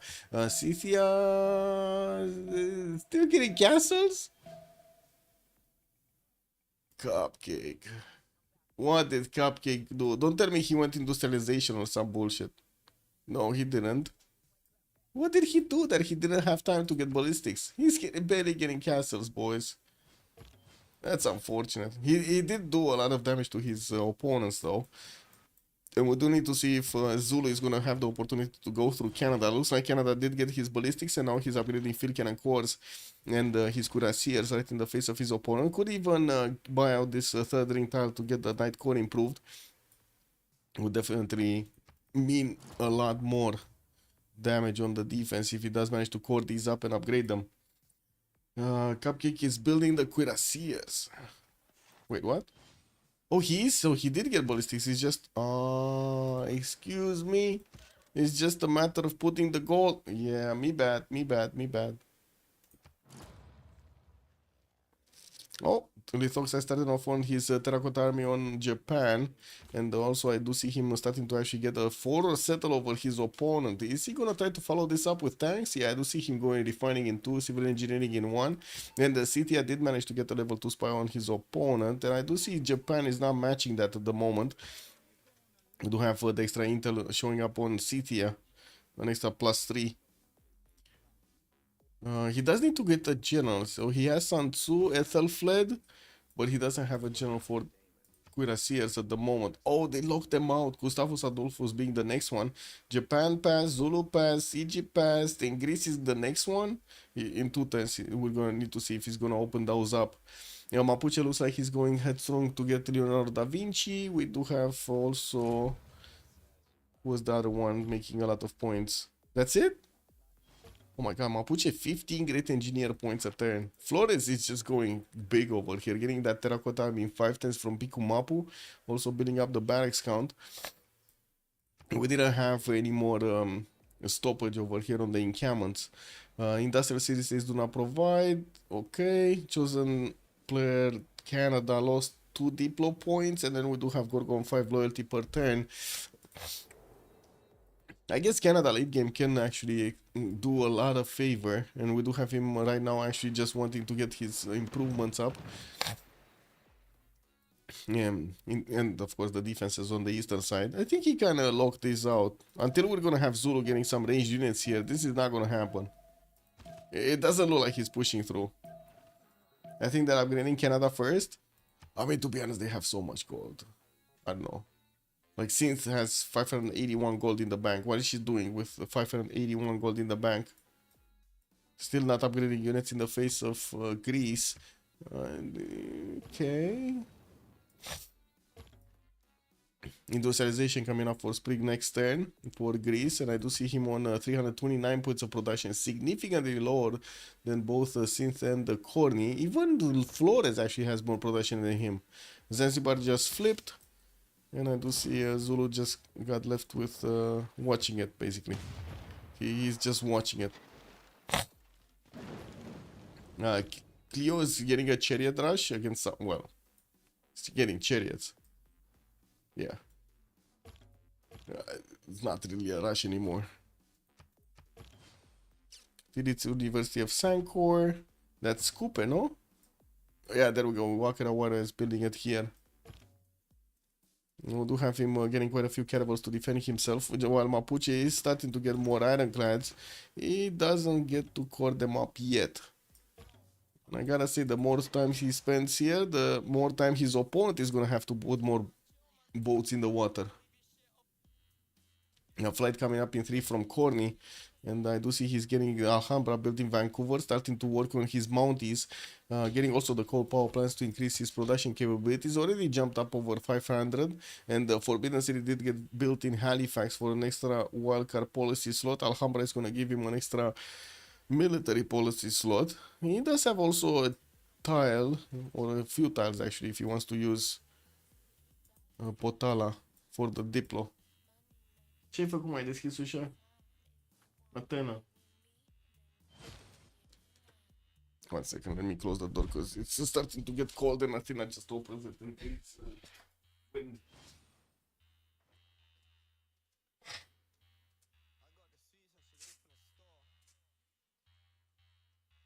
Wind! Wind. Yeah, so when Japan tanks to overrun Scythia and went to escape Cetra, Japan is still working on getting tanks. Refining coming up next turn. He didn't get steel walls yet, so and he still needs combustion. But he's bringing a settler that is gonna be for city towards Scythia to upgrade from there. Well, we do have Scythia still getting quite a few cuirassiers, getting hard built from his cities. And you see he still has that 111 faith attempt that he could use ideally to get one of these cuirassiers out. How much does it cost to buy a cuirassier with faith from Scythia? Is it like what, 180 or something? What you faci, man? Athena just wants to make herself, her presence felt basically. Somehow. Doesn't care if she's destroying stuff.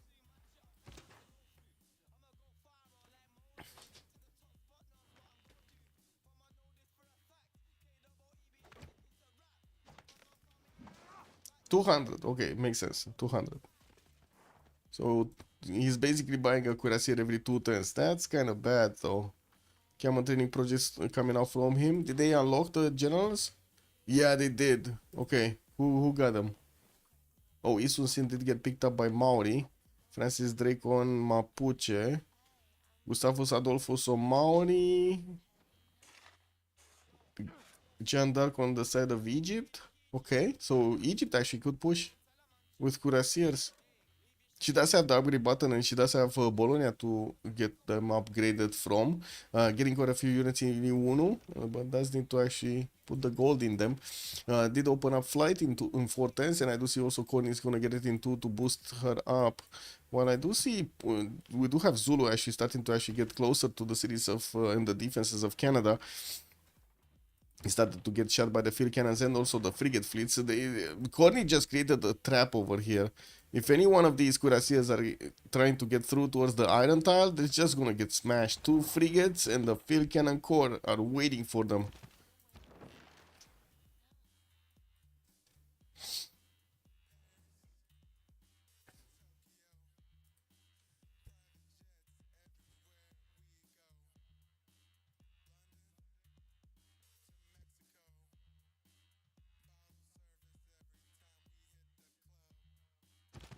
Quite a few Cuirassier armies did get upgraded here from Zulu, did get built. Military armies coming up next from him for more production, and also the oil per turn. While we do have Pompey barely getting his rifling in 110 armies, it's gonna take a long time to get to his tank armies. We do need to see, well, it's quite a bit of time. He's only on 190 science and 363 points of production, while Corny is, wait, he went lower than 500 again? Still getting his mounties up. Did he not get one? I'm pretty sure one was getting built, but I guess I thought it was getting built in Halifax, but it was in Ottawa. Toronto is gonna get one next turn. Definitely needs to put some form of a national park here in the south of Vancouver or on the east side here. Doesn't really have that much appeal though.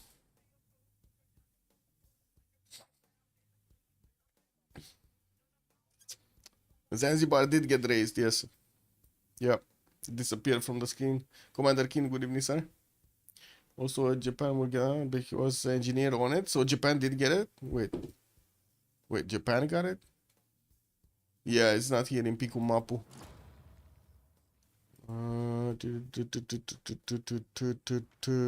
Yeah, there we go. It got finished. So he got a level 1 spy. Trying to neutralize the governor in 3 turns, and the promotion is basically license to kill. Neutralize governor as if 2 levels higher. It does look like Scythia does have this defense for a little while in check. He definitely has the goal to upgrade whatever he wants from his teammates, and we do need to see if these units of Flores are actually gonna keep pumping Maori out of the water. This did go up to 200 science, and we do have him on 117 points of culture, while I do see Corey just keeps on adding those culture points. Now, the defenses of Gorgo did increase the necessary tourists to actually get the culture victory. Corey is out, he's just 15 out of 86 to get the culture victory here. Very far away, very far away.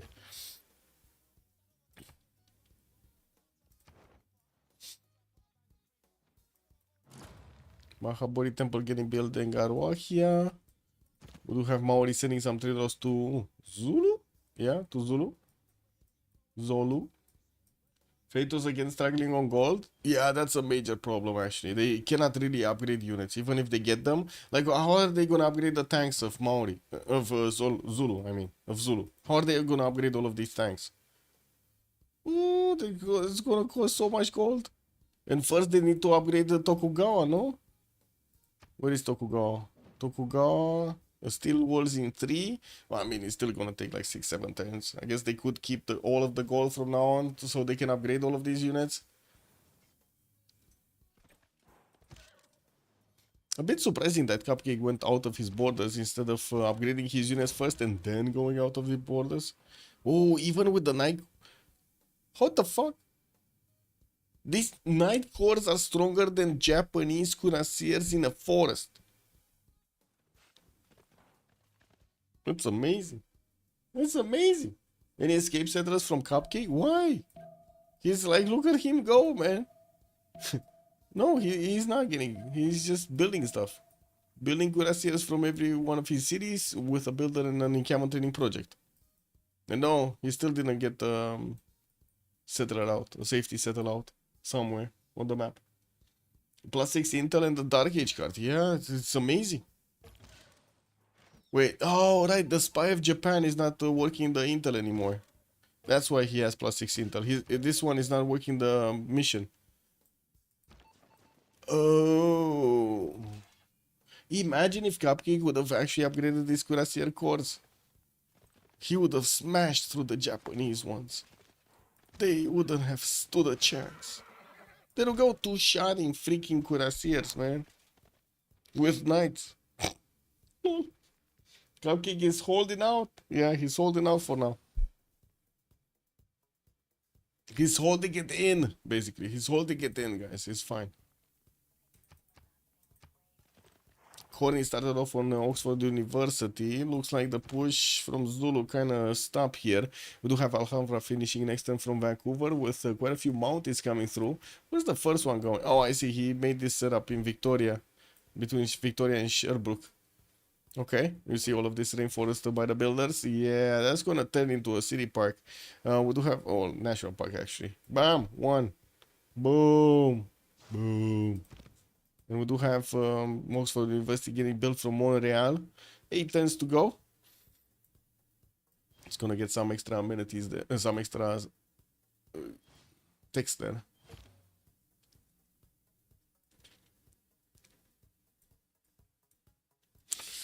So, are you guys excited for GTA 6? Because I don't know, man. It kind of seems like a GTA 6 flop. And what is that still next turn? Still in 2. Yeah, 2 turns. He's so slow. He got slowed down so much by needing to bring units to defend himself against Scythia. Still just 211 points of science. Yeah, Cupcake is on 111, don't get me wrong, but still. Yeah, 2 biplanes in Zulu, not going anywhere. Yeah. Yeah. Well, I guess he does in 1, 2, 3, 4 biplanes. 4 planes and that's it. 4 planes and Zulu's attack is over everywhere. He was going flight, right? Did he discover it? Because I don't see a single aerodrome down. Is this an aerodrome? No, theater square. Is this an aerodrome? No, it's an industrial zone. Hey, look, Canada did get another mountain to build another national park next to Quebec. So now we're gonna see him start off on getting a lot more tourism quickly. 238 points right about meow. And culture 16 out of 87. And we need to see those amazing 2,000 plus numbers here from Corny of tourism. Mm.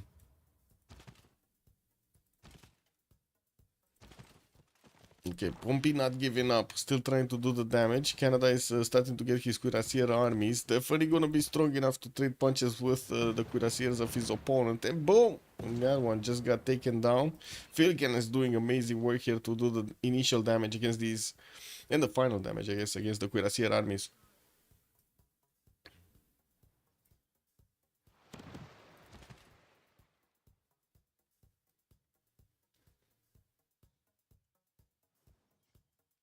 No, nobody excited about GTA 6 or whatever the version is now? Or will be? No? Okay.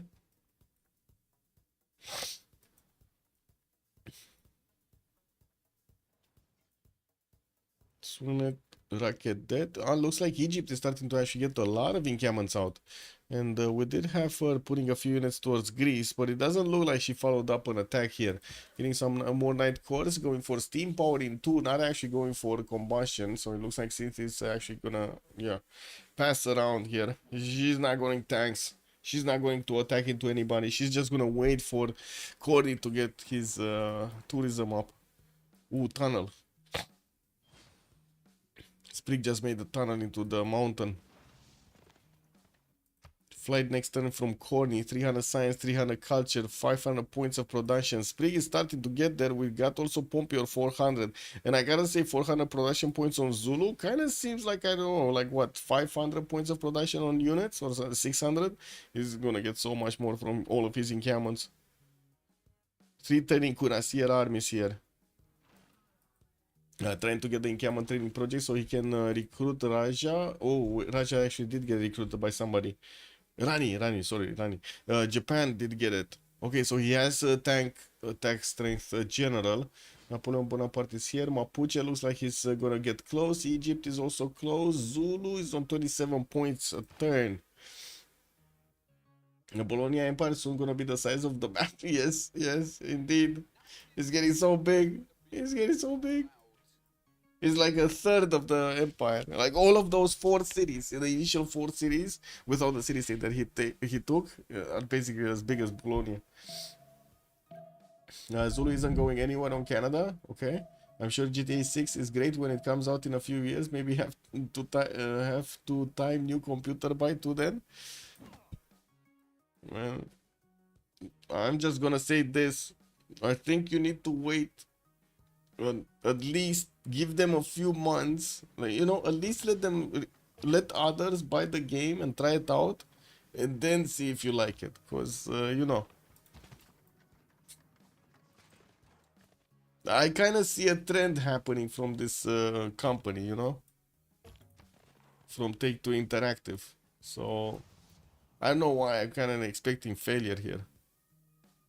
Looking at what they did with all of the reactions they had with Civ7. All of them. Yeah, let others get the scam. Let others feel the scam. This will be a long game. Yeah. Oh, take a patch general. Wait, who's taking no passing? You think so? What's stopping park planter 1, 2, 3 in 10, 15 turns? CV clock is on. Tick, tick, tick, tick, tack, tack, tack. FKDN, good evening, sir, and welcome.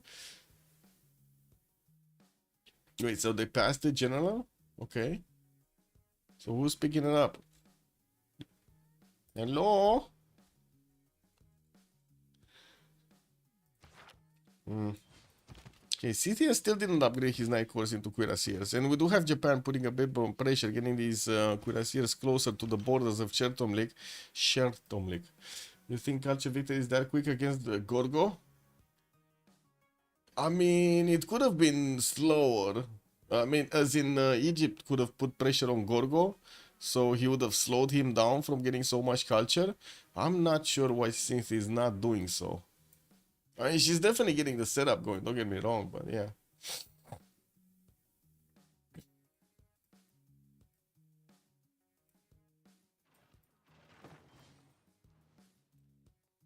Flying Tony, good evening, sir, and welcome. You're not playing a pickup 4v4? It's only 6v6s, man. I keep saying, man. I keep saying 6v6s would have been amazing. But yeah. The good old 6v6 days. Where is Wazabaza to hold the 6v6s? To host, I mean. You get to team up with the Honda Ghost ship. Boo. Mahapati Temple getting finished next turn from Tirits. Gonna do see more campuses getting built here. University of Sankor is gonna get out in 3. Still no damage done between Mapuche and Tirits. They're just looking at each other here. And Tirits is getting his rifling. He's gonna get still. Guess he's fine. Yeah, unfortunately Flores didn't move faster, but I guess he just didn't have the pre-builds. Just getting more ironclads, as many as he can. Leonardo da Vinci is here. He didn't get the mausoleum, so he only has a single charge. Should activate it, so he gets those extra +3 points of culture. It's gonna be quite a bit of a boost over here on Flores. There's a game forming here. What do we have?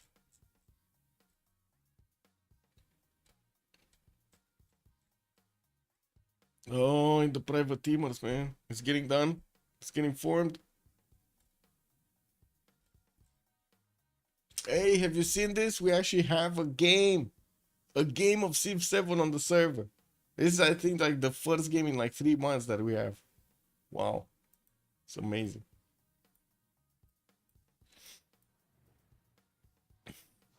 Okay, aerodrome's being placed down by Canada. We're gonna see him getting some of those airplanes out, and I do see Oxford University is also gonna finish in Montreal next turn. While we do have him sending more cities towards the west, he's also sending some of these mountains to get that extra tourism. Jumped up to 349. That's another 100 tourism that he added in just the span of 1 or 2 turns. That's very good. Game of Civ7, that's hype. Yeah, kick W, man.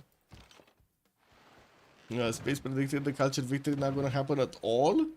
I don't see how it doesn't happen. Yeah, I don't see how it doesn't happen either. As in, I'm pretty sure Canada has the science and the culture and the production to keep his opponent away. He's gonna have fascism soon. He's on ideology in 3 turns. While Pompey is barely getting his mobilization in 2. 600 points of production on Corny. Planes coming out, chokes are gonna be closed, and then yeah, Zulu is gonna be left hanging basically. Who did pick up the generals? Napoleon on Cleopatra, Jose de San Martin on Zulu, and Dandara got picked up by Mapuche. Is Mapuche actually gonna do anything with the military? I mean, I guess he could build a military to go against Maori, but he wanted to get a navy out against Maori for some reason. He did.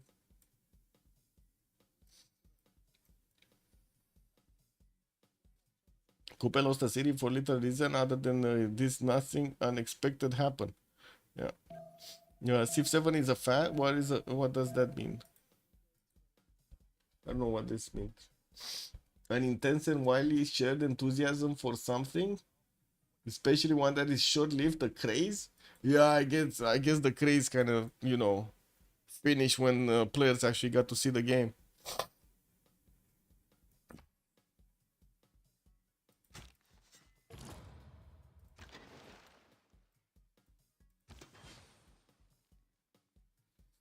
Was this none of them, remap. This was the map from the get-go.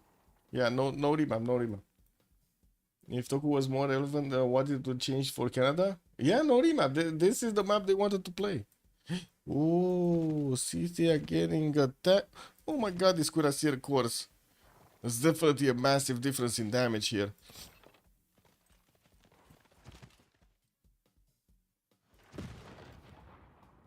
Wait, oh, we do have artillery follow-up, and I do see Japan is starting to build a few more Cuirassiers. But no cores though. He's not getting cores immediately. Well, neither is City, don't get me wrong.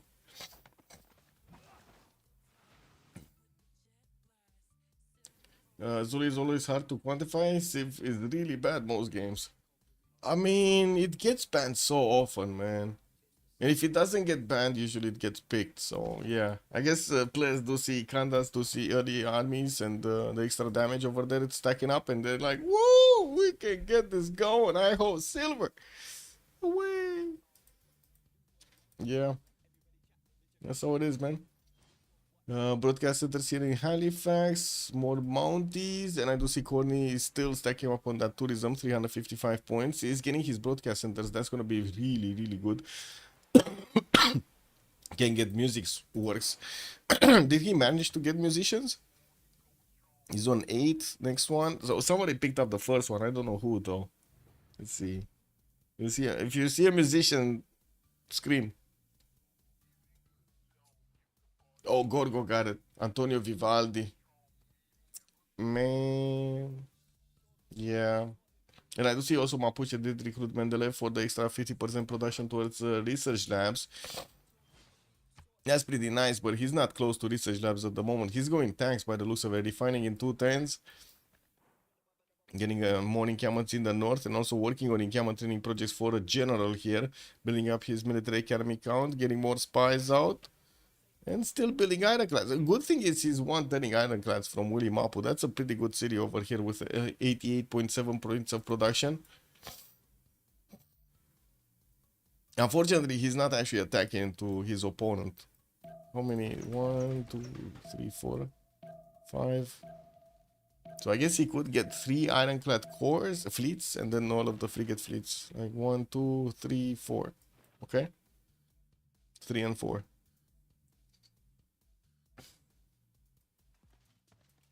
Yeah, still no attack from Zulu. That Pakisho Corps is keeping away that army, and I do see the Canadian Cuirassier army wall is still there intact.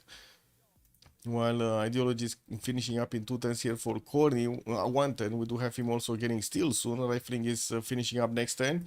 Still is building Mounties. But didn't get something as a setup over here for national parks. Like in Vancouver and Winnipeg. Oh, he got this one. Okay, this one is a big Mountie. Big boy Mountie. Yeah, there we go. 92 defense strength, and it's not even an army. Where's the Eiffel Tower? Good question. Oxford University did get built. And we do have Courtney here with how many techs? 45 techs. Lithoxa is 34, 36 on Coupe, Sprig is 41, and then Shaka is 34. So we do have Courtney here with 4 more techs over Gorgo. Man, I cannot believe that Gorgo has been allowed to do this. Like, Synth could definitely have been a bit more aggressive here. Not irreal, just a bit more aggressive. Clawing her way towards the cities of Greece. Can you show yields? Yes, there we go.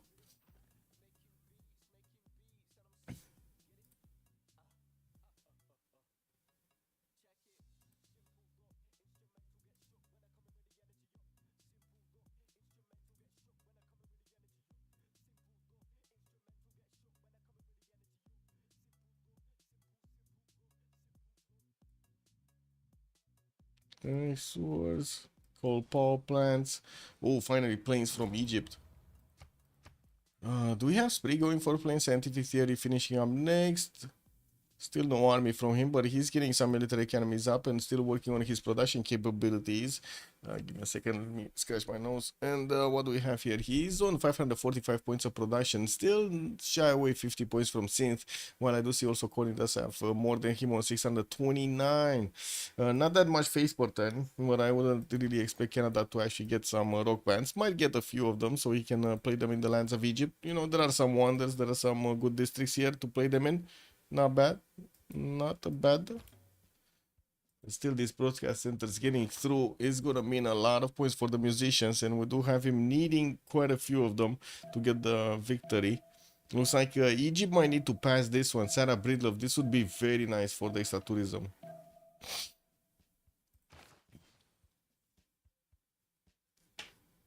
360. Well, didn't jump up as quickly as I thought, and of course he does need to get to environmentalism and computer so he can get those extra bonuses there. Connie also started off from Cristo Redentor. Ooh, that's a wonder that we don't usually see.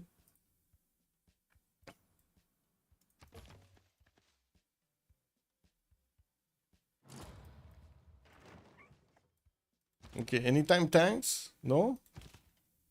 Scythia could definitely go into Japan's borders and take out a few more of these field cannons. And I do see Lithoxa is 5 turns away from combustion, or did he get it? Oh, he already got combustion. Okay, this is the turn he got combustion, basically. Man, it's starting to get very cold. Give me a second.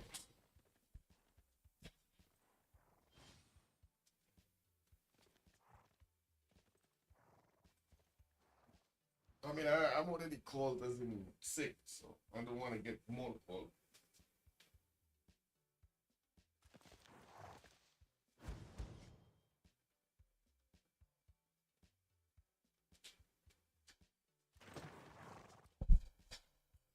I mean, Togo could have pivoted culture victory defense while the team works on cleaning the rest of the map, but not now. Hey, we got attacked.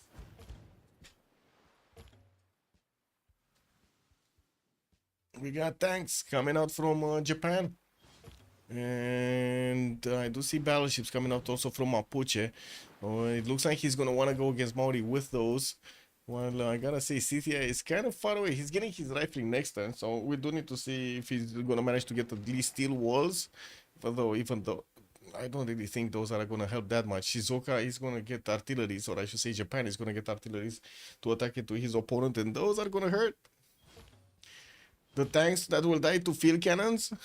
Wait, is that actually true? That's gonna be funny. Ah, come on, man. It's not that. It's not that. If only Cupcake knew.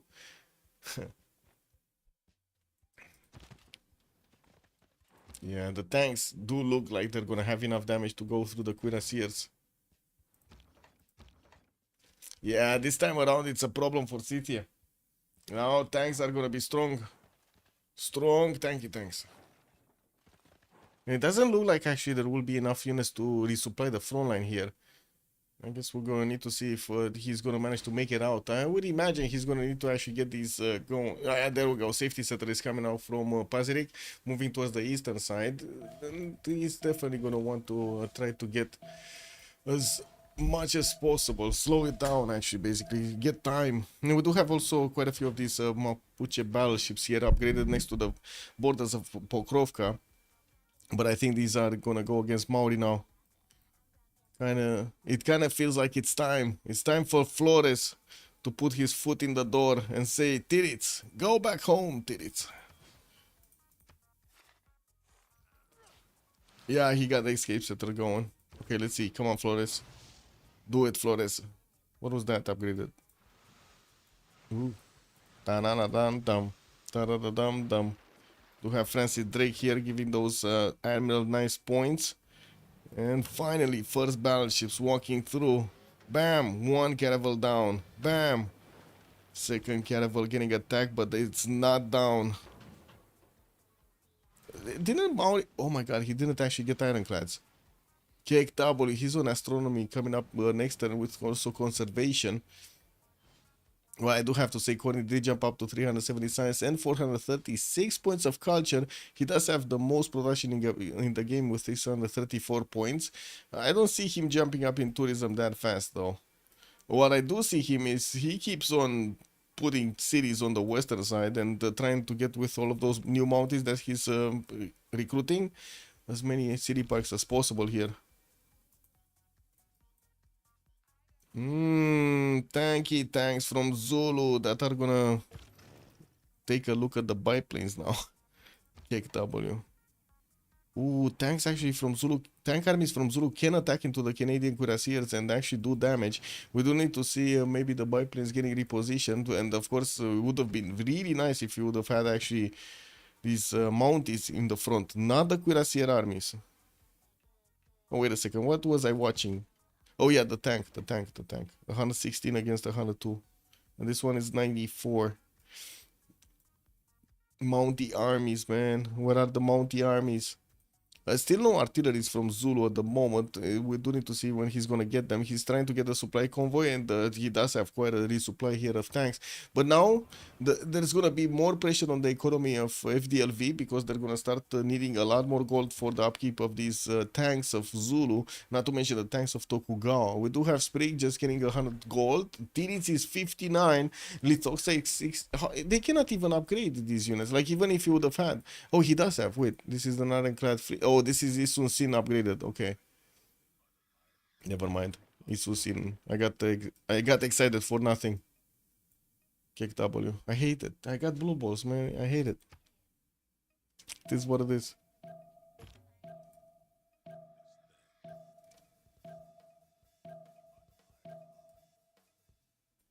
Anybody here a masochist and likes getting blue balls? Kick. I don't.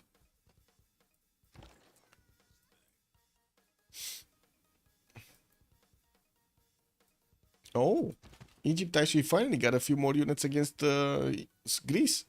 Finally putting a bit of pressure on his neighbor.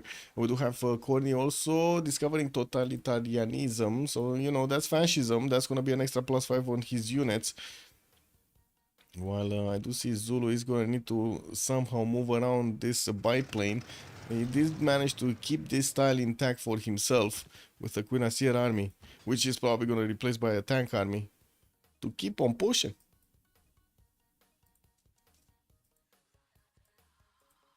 No? Oh, okay. Well, I guess you're of the same opinion as me. If you don't say anything, you know, silence is still an answer. Kick W. Zulu units moving south. Oh, he's just gonna send a few of them to keep away Egypt. And I do have to say, we do have Greece with steel walls already, so he's gonna get this out. I do see Wilfred Laurier did get his fascism up, and so now these cuirassiers do look strong enough to withstand the tanks, or at least a few attacks of the tanks. That's fine. That looks like it's slowed down now. New attack from Mapuche going against Maori. Whoa, slamming out with an ironclad. Did manage to take out... No, what? Lol. Ironclad Armada remained alive. Lost 2 ironclads of his own for this attack. No, get them back, man. Get them back. Yeah, I guess that's unfortunate. He could have waited one more turn so he could attack with the battleships. And I gotta say, he really needs new ironclads here. He's building up new battleships though. In the flood barriers through. Well, I do see Maori at the moment is still getting his banking. He doesn't have battleship upgrades, nor does he have actually ironclads. More pushing, more pushing. More pushing, pushing, pushing. Yeah.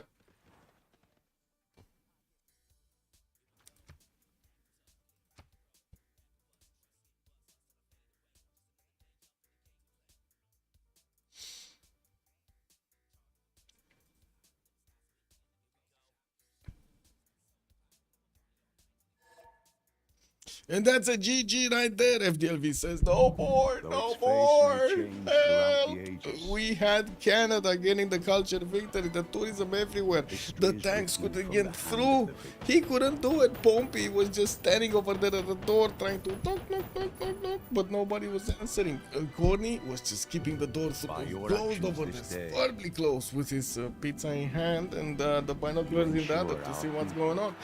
We do need to see also the post-game chat here, and of course I do have to say quite a move from Mapuche to go on the seas against Maori instead of going the other way around. Let me see. Post-game chat. Post-game chat. There we go. This should be the post-game chat. Hello there, ma'am. Bonsoir, monsieur. I need to finish prediction now. That's rough. I gotta say, this was a rough weekend for FDLV. 2 games back to back. Unfortunately, couldn't win one. Yeah. Also, Coupe was forced into a war mode and became irrelevant for the late game. Yes. I mean, to be honest, the land was kind of shit anyway for him. Like, that was bad for City and for him.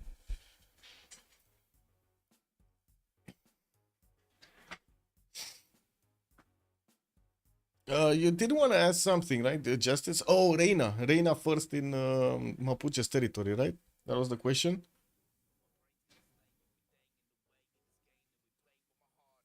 GG breaking news. GG, well played.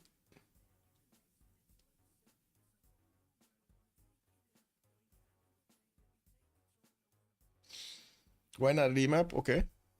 Yeah, sure. I mean, first, let's see if we're gonna have a post-game chat, because it looks like yesterday I don't think we did. As in, we did have Lucky coming through, but we didn't have the French guys coming through. Oh well.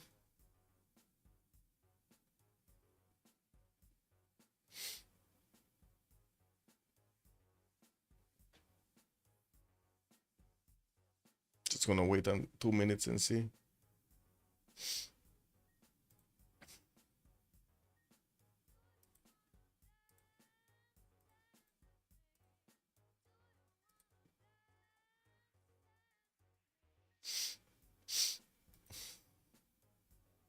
Yeah, maybe they're done for the. I mean, it happens, no?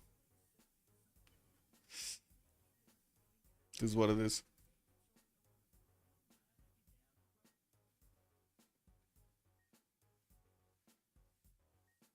Okay. Oh, they're not coming. That's it. Have a good evening, everybody, and I do hope we're gonna see each other next time. I hope you enjoyed your time with me tonight, and I do hope you're gonna leave over there a comment on the YouTube vid. We're gonna need to see what kind of games we're gonna have next. Have a good evening, and bye.